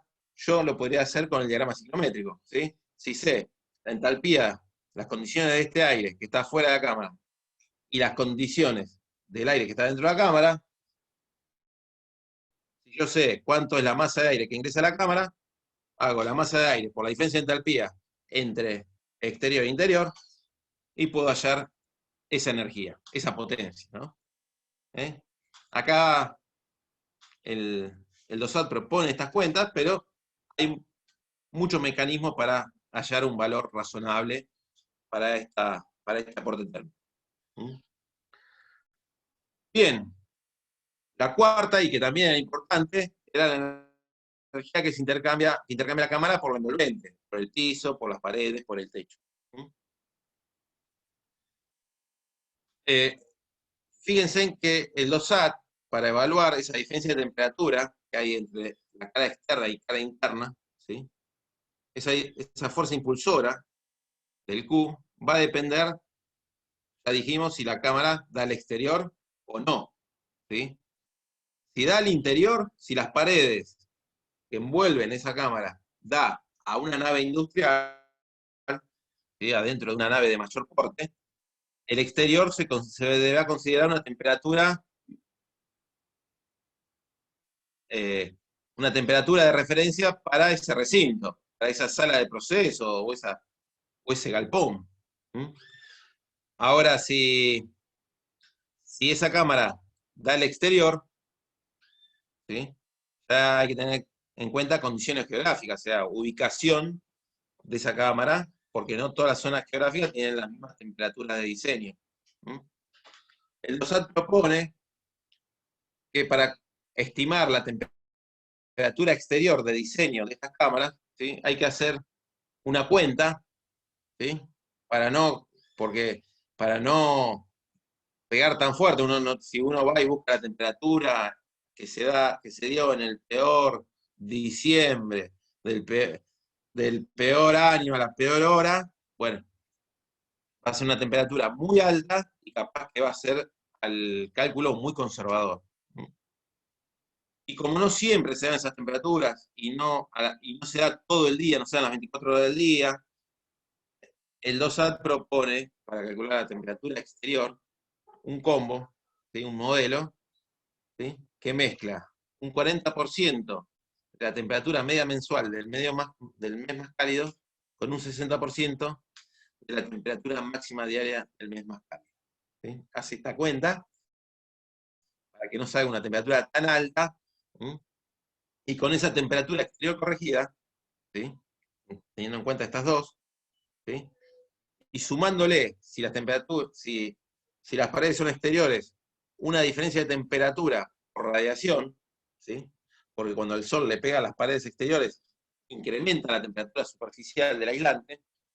¿Sí? Bueno, si yo tengo en cuenta esta temperatura exterior corregida en función de estos dos parámetros, más un salto de temperatura por radiación que va a depender del color que sea la pared exterior, de la orientación que tenga esa pared, ¿sí? Voy a incrementar esa temperatura exterior en unos cuantos grados, unos pares de grados. Creo que en la tabla del DOSAT habla también hasta 8, pero está en grados Fahrenheit, el libro que tengo yo. Pero fíjense que es de orden de unos cuantos grados para alimentar la tan famosa ecuación que ustedes vieron en termomecánica, ¿sí? Esta temperatura exterior corregida, ¿sí? Y tener en cuenta la temperatura del recinto interior, esa es de diseño, y con esto vamos a evaluar el flujo de calor en cada cara de la cámara, ¿sí? En cada pared, y en el techo y en el piso, ¿sí? Hay bibliografía que dan temperaturas de pisos, también depende un poco de la zona geográfica, ¿sí? Y a la antigua, como le hicimos en instalación termomecánica, vamos a tener un balance térmico por envolvente. Si no quiero tomar el trabajo, a ver, para usar esta ecuación, lo que tiene que hacer es evaluar el delta T como vimos anteriormente. El área depende de las dimensiones que me estimé en la cámara, ¿sí? El U lo puedo hacer de diferentes maneras. O lo saco ya de tablas, donde hay coeficiente global de transferencia estipulados según el sistema constructivo, o me pongo a armarlo con la ecuación que yo les mostré cuando vimos transferencia de calor. Si tengo los coeficientes peliculares de transferencia, los coeficientes de conductividad térmica y los espesores de aislantes, ¿sí? Lo puedo hacer de cualquier forma. Obviamente, si tengo un sistema simple, donde hay mucha información, ya seguramente lo tendré en algún tipo de catálogo, de manual o de bibliografía. Si tengo que hacer algo medio raro, una combinación de materiales, de espesores, que ya no están en los libros, me tendré que poner a calcularlo con la ecuación de transferencia, ¿sí? Calcular el U particular para ese caso. Bien, hagamos un poquito más rápido. Los calores vitales de personas, pues tienen un metabolismo como con las verduras, se calculan teniendo en cuenta un calor metabólico que anda entre 200 y 400 watts, dependiendo de la actividad que realice la persona dentro de la cámara, por las horas promedio de que esté dentro de la cámara y la cantidad de personas que haya. Haciendo esta multiplicación se obtiene cuánta energía entregan las personas, ¿sí?, a la cámara.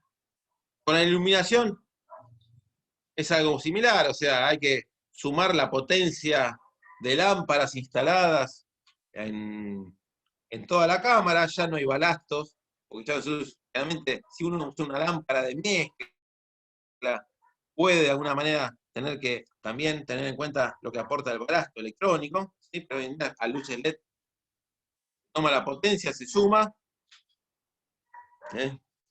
Y se tiene en cuenta también cuántas horas van a ser utilizadas, si están todo el tiempo prendidas, si solamente cuando hay personas. Se va sumando con el mejor criterio posible, y para cada caso. Y acá viene una diferencia que hay en este procedimiento con respecto al que va a explicar Juan, es que acá el DOSAT pide estimar cuánto es la potencia calórica que van a disipar los ventiladores de los evaporadores. El problema es que todavía no lo seleccioné el evaporador, o sea, me están pidiendo un dato que va a depender de la selección del evaporador que haga, ¿sí? Bien, acá tendré que tirar un valor aproximado de referencia, ¿sí? Una potencia eléctrica. En estas cámaras, por lo general, los forzadores están todo el tiempo prendidos, ¿sí? Solamente no están prendidos en los tiempos de descongelamiento, pero en una cámara frigorífica importante, los forzadores de los evaporadores están prendidos las 24 horas. No tienen solamente la misión de intercambiar energía en el evaporador. Los forzadores tienen la misión de homogeneizar el aire, las condiciones del aire en toda la cámara. ¿Sí? Por eso van a ver que, aunque el equipo frigorífico está apagado, los forzadores sigan andando. ¿Sí? Los forzadores tienen que tener un alcance, ¿sí?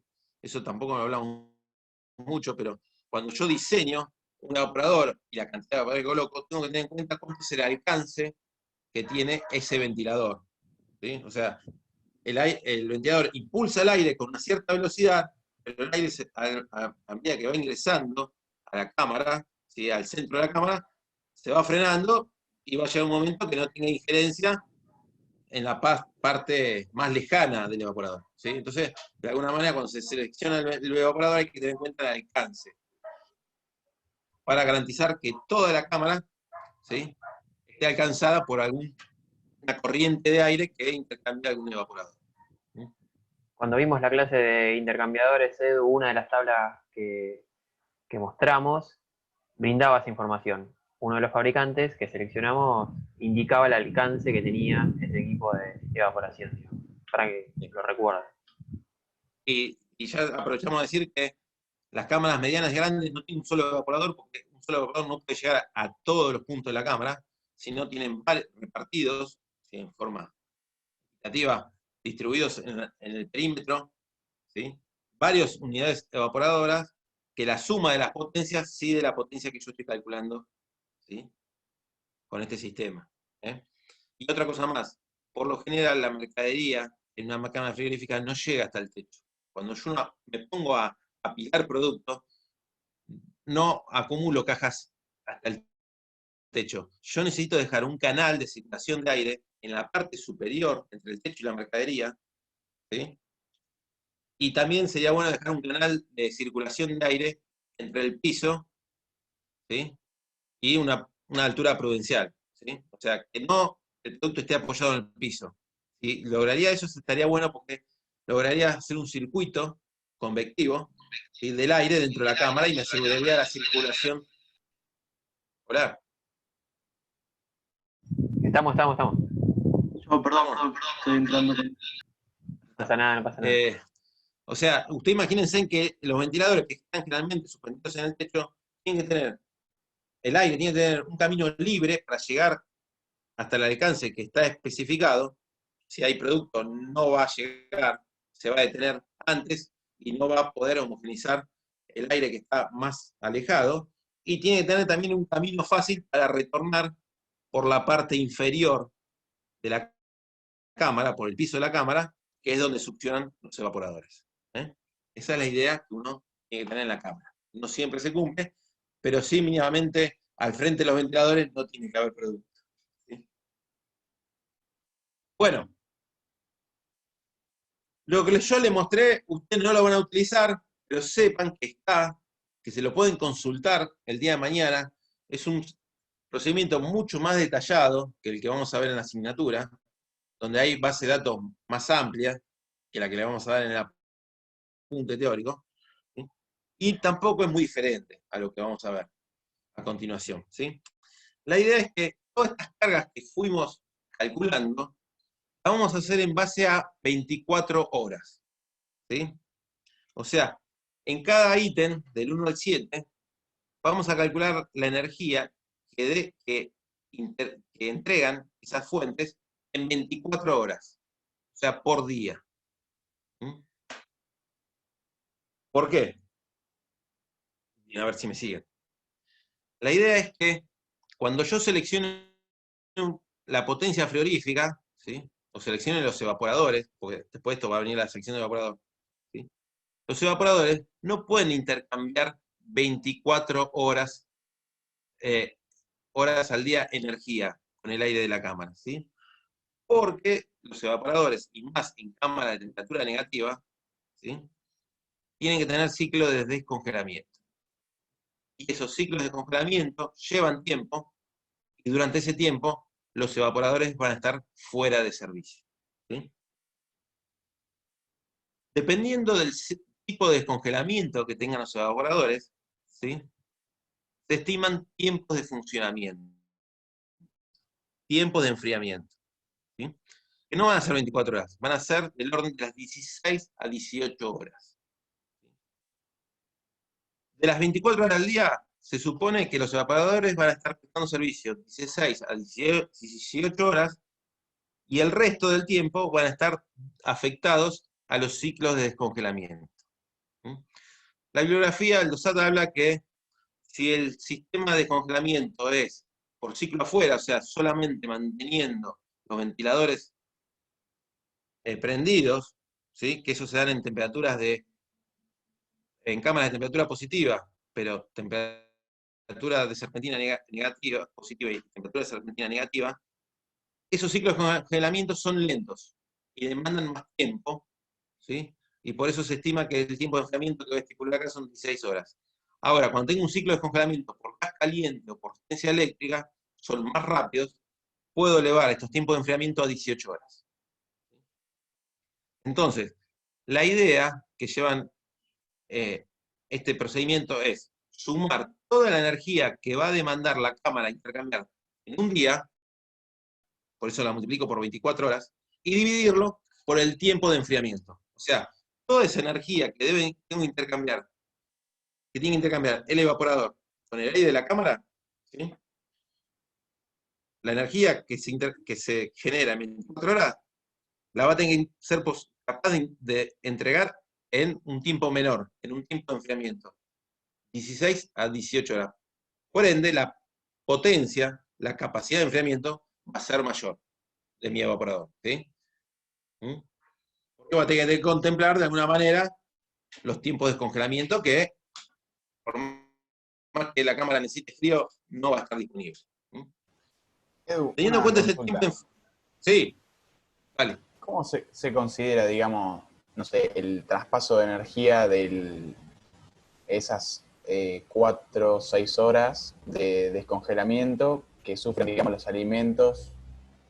O están divididas, digamos, esas 6 Bueno, horas. muy bien. No O son sea, juntas. la idea es, vos decir, ¿quién enfría la cámara? ¿Quién enfría la cámara cuando el tipo está descongelando? Y vos decís, flaco, Claro. mirá que acá la temperatura aumenta y vos estás descansando.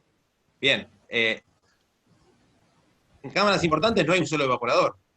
Hay varios evaporadores. Entonces, la idea es que no descongelen en simultáneo, ¿sí? Desfasar el descongelamiento para que siempre haya alguna unidad evaporadora en funcionamiento y haga frente a las cargas del momento. ¿Sí? En forma parcial, pero lo hará.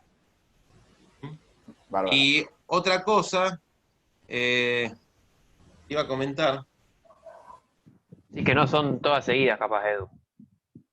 Creo Sí, que para 4 horas.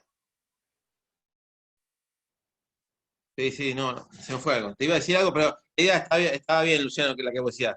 ¿Quién hace cargo? Lo que te iba a decir es, yo entiendo que la cámara si hay un solo evaporador, la cámara de alguna manera va a empezar a elevar su temperatura, y es lo que sucede. Pero también tengan en cuenta que las cámaras grandes tienen mucha inercia, ¿sí?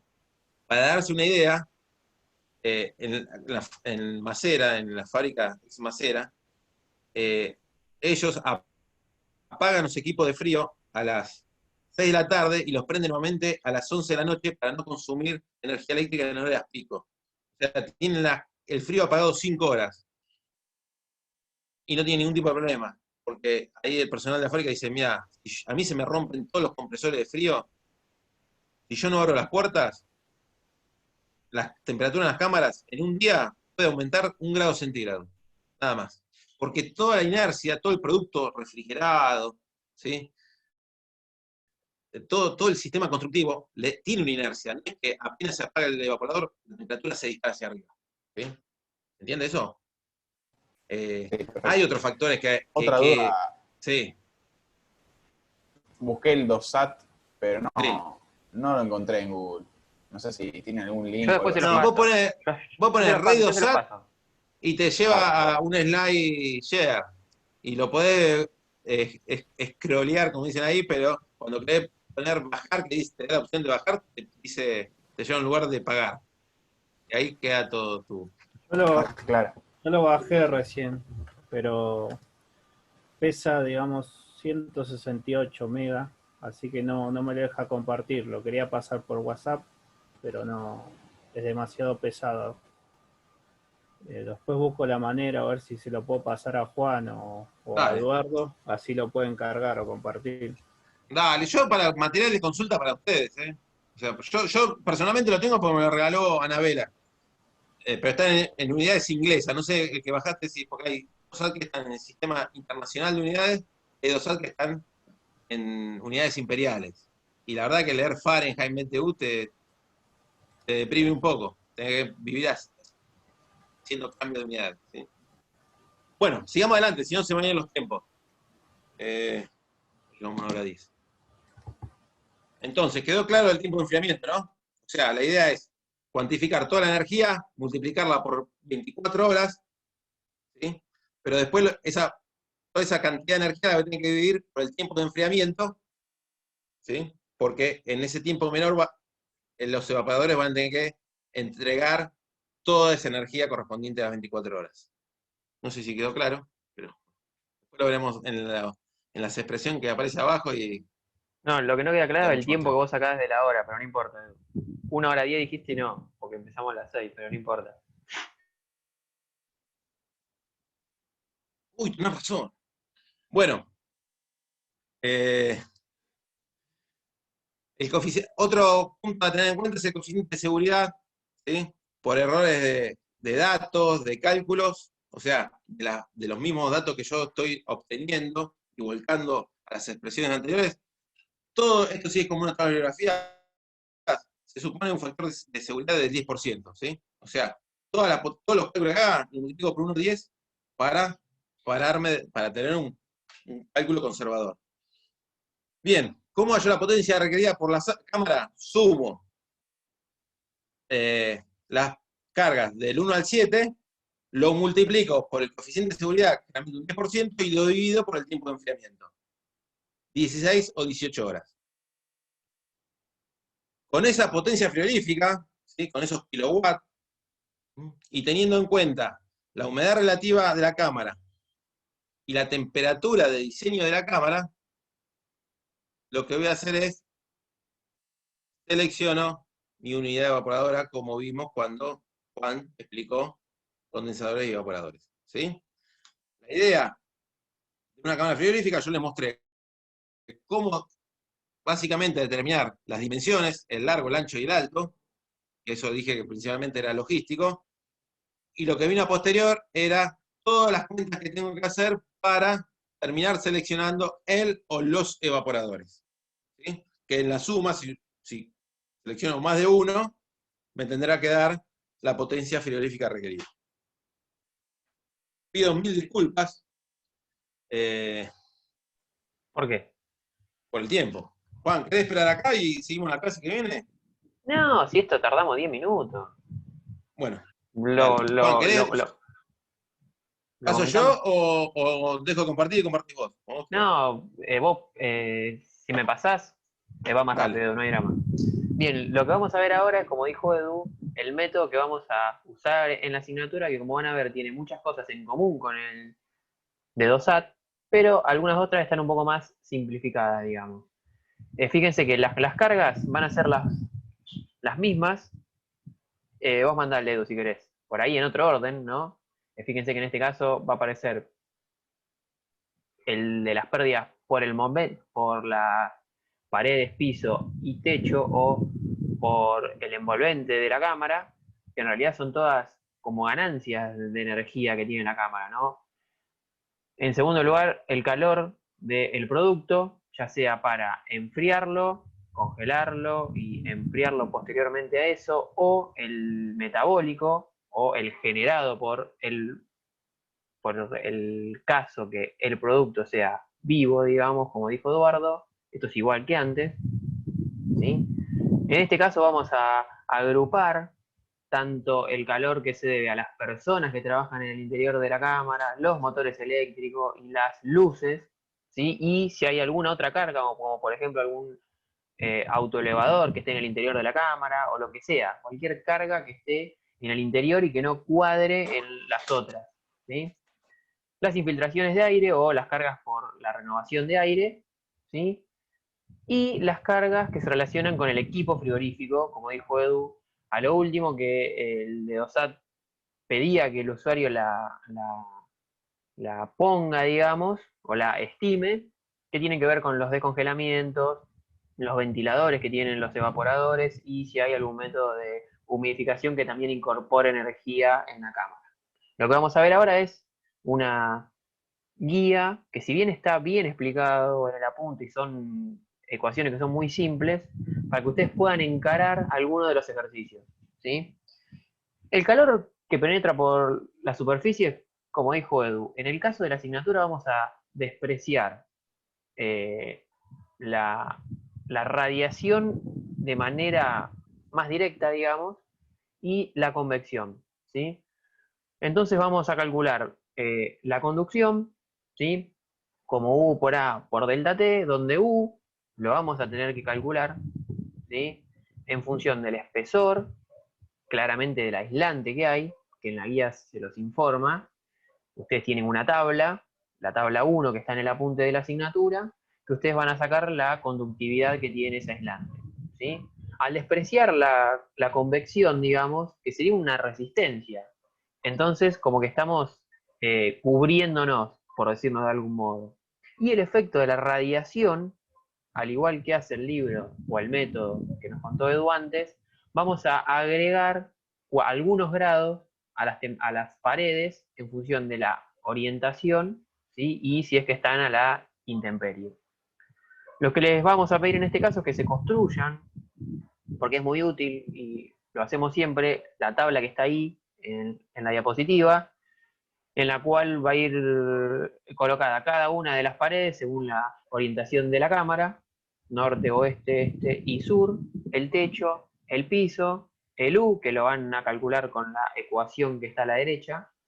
Generalmente las 5 primeras son iguales y la del piso suele cambiar por la complejidad que tiene la construcción del piso, ¿no? El área que tenga esa pared, la temperatura interior, que obviamente para todos va a ser la misma, y la exterior, que puede cambiar, por un lado por la orientación, como comentamos, como comentó Edu también, y por otro lado porque también puede ser que esa cámara, alguna pared, linde con otra cámara que tenga una temperatura, que obviamente tiene que ser dato, pero bueno, puede ser. ¿Bien?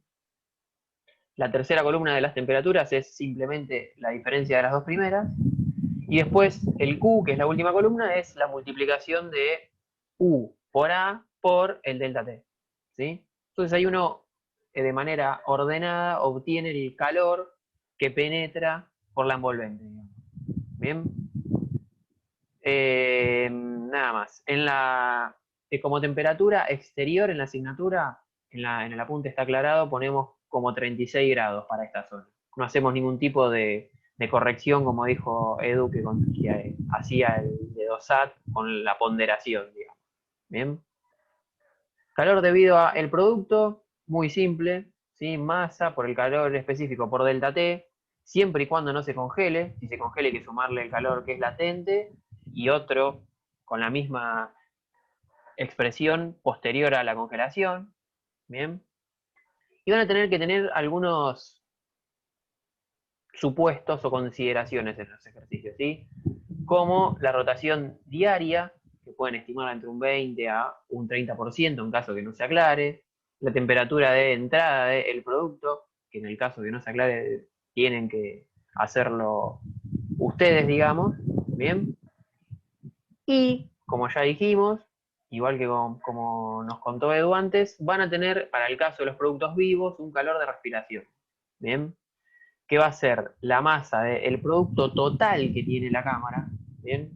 Cuando yo digo la rotación que tiene por día esa cámara, ¿sí? Ese va a ser la masa de producto que va en el calor de enfriamiento, ¿sí? La que ingresa en el día. Yo tengo una cámara que la construí para almacenar la producción de 10 días de mi producto, no va a ir la cantidad total de producto que tiene la cámara, sino que va a ir la que ingresa por día, que es justamente el porcentaje de rotación. ¿Bien? En cambio, en el calor de respiración sí va a ir todo el producto de la cámara. ¿Bien? ¿Queda claro eso? Bueno, ese calor de respiración y el calor específico pueden sacarlo de las tablas que están en los apuntes de la asignatura, dependiendo el producto, ¿sí? Y el calor de respiración también lo va a afectar la temperatura de almacenamiento. ¿Bien? Y obviamente el calor 2 va a ser la suma de esos dos en el caso que existan, ¿no? Acá unificaron dos calores que el dosal lo trata por diferente, de forma distinta. Acá lo suma y lo llama todo calor 2. Claro, calor Pero- del producto, ya sea de enfriamiento o de respiración. Y acá también, llevando ese ejemplo, Edu, junta lo que tiene que ver con la energía que incorporan las personas con la de la iluminación, por ejemplo. Así que va la potencia de la iluminación por las horas del día que uno considere, la potencia que erogan las personas a la cámara por el simple hecho de estar circulando en el interior, que eso también se saca de una tabla del apunte de la asignatura, sobre 24 horas, ¿sí? Acá las cargas las vamos a calcular en watt o en kilowatt, ya directamente. ¿Bien? Y las infiltraciones de aire vamos a hacer un método bastante más sencillo que el que contó Edu, que él igual mencionó que se calcula con la ecuación que aparece en la pantalla, que es Q4, que va el volumen de la cámara, tantos metros cúbicos, eso va a ser dato para nosotros.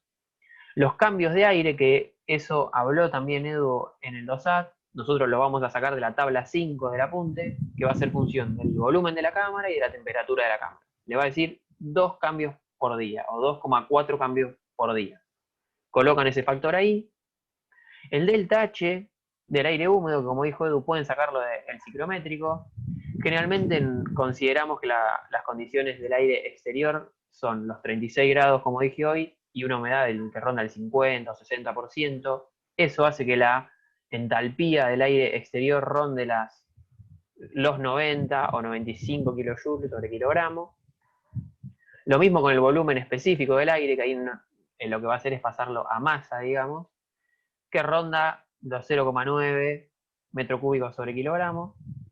Y el tiempo siempre van 24 horas o en segundos, dependiendo la conversión que requiera, digamos. ¿Bien? Eso se van a dar cuenta cuando hagan un análisis de unidades. Hasta ahí viene todo bien.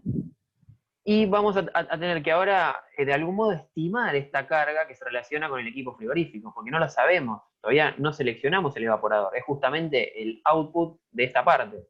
Entonces lo que propone este método es sumar las cargas que tenemos al momento, digamos, es decir, desde la carga 1 hasta la 4, se suman, se le da un porcentaje de seguridad, como también en la mayoría de los métodos, un 10%, por ejemplo, y ahí se obtiene lo que se conoce como Q sub total hasta el momento, que en estos casos, fíjense que lo que vamos a hacer es suponer que esta carga que se relaciona con el equipo frigorífico es un 10% de ese Q sub total que calculamos hasta el momento.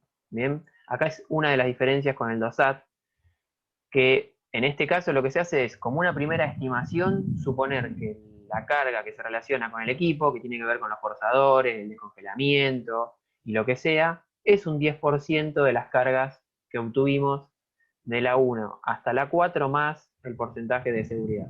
Y ahí se obtiene el Q5, digamos, que se debe al equipo de refrigeración. Y se suma el Q sub total, ¿sí?, que ya teníamos, para obtener la carga total que requiere esta cámara. Bien.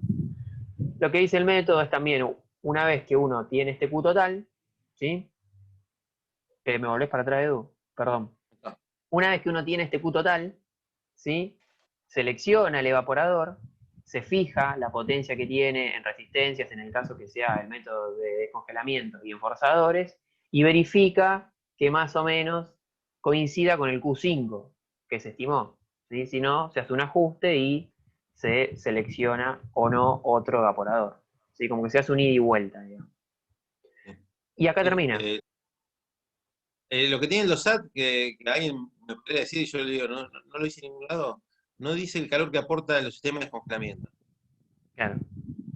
No se mete con eso y para mí es algo importante, porque llevar toda esa serpentina a temperatura positiva es energía que estoy entregando a la cámara. ¿Sí? Así que ahí ya pasaron. Sí, créannos que no da muy distinto los métodos. Lo hemos hecho y bueno, la semana que viene se los vamos a demostrar que dan parecido. ¿Bien?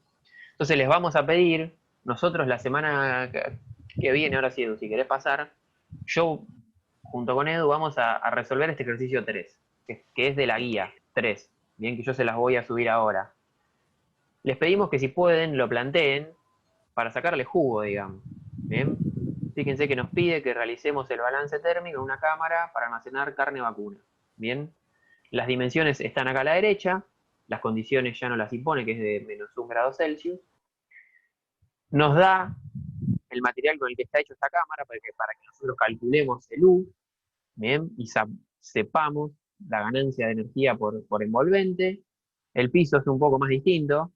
Entonces vamos a tener que sumar 3 cosas, no solo la resistencia del aislante, sino que también la del hormigón y la del contrapiso. Nos da las condiciones en las que está esta cámara, ¿sí? Que nos dice que está bajo techo. Y bueno, nos da las orientaciones. Uno puede suponer, si no les da ninguna orientación, porque en este caso, bueno, ¿cuál es la pared norte? Y por conveniencia uno puede suponer que la superior es la norte, la inferior es la sur y las otras dos este y oeste, ¿no? Y nos da, en este caso, de algún modo, nos pide que estimemos la cantidad de producto que va a almacenar, la cantidad de carne que va a almacenar esta cámara, sabiendo que las gancheras, que es donde van colgadas esas medias reses, se colocan cada 80 centímetros y entran 3 medias res por metro. Y nos da también el peso de cada media res. Entonces uno con esos datos puede estimar la cantidad de producto que almacena esa cámara. ¿Bien? Les pedimos que los que quieran y los que puedan planteen este ejercicio para la semana que viene, ya que lo vamos a resolver en la clase. ¿Sí? Con el método de la asignatura, y después vamos a ver que también hoy en día hay software que permite hacer ese cálculo y vamos a hacer de algún modo una comparativa. ¿Bien? Edu, no sé qué ibas a decir. No, la verdad que quisiéramos que planteen este ejercicio para obligarlos a leer el apunte. O sea, la idea es cuando ustedes empiezan a calcular las cargas, en el apunte está claro cómo se calcula cada una de ellas. ¿Sí? Entonces ya cuando Juan arranquemos el viernes próximo y muestre la resolución de este ejercicio, podamos charlar y intercambiar ideas, no que solamente estén como espectadores escuchando la resolución de Juan. ¿Sí? Que digamos, como ya los tiempos son cortos y el cuatrimestre se está terminando,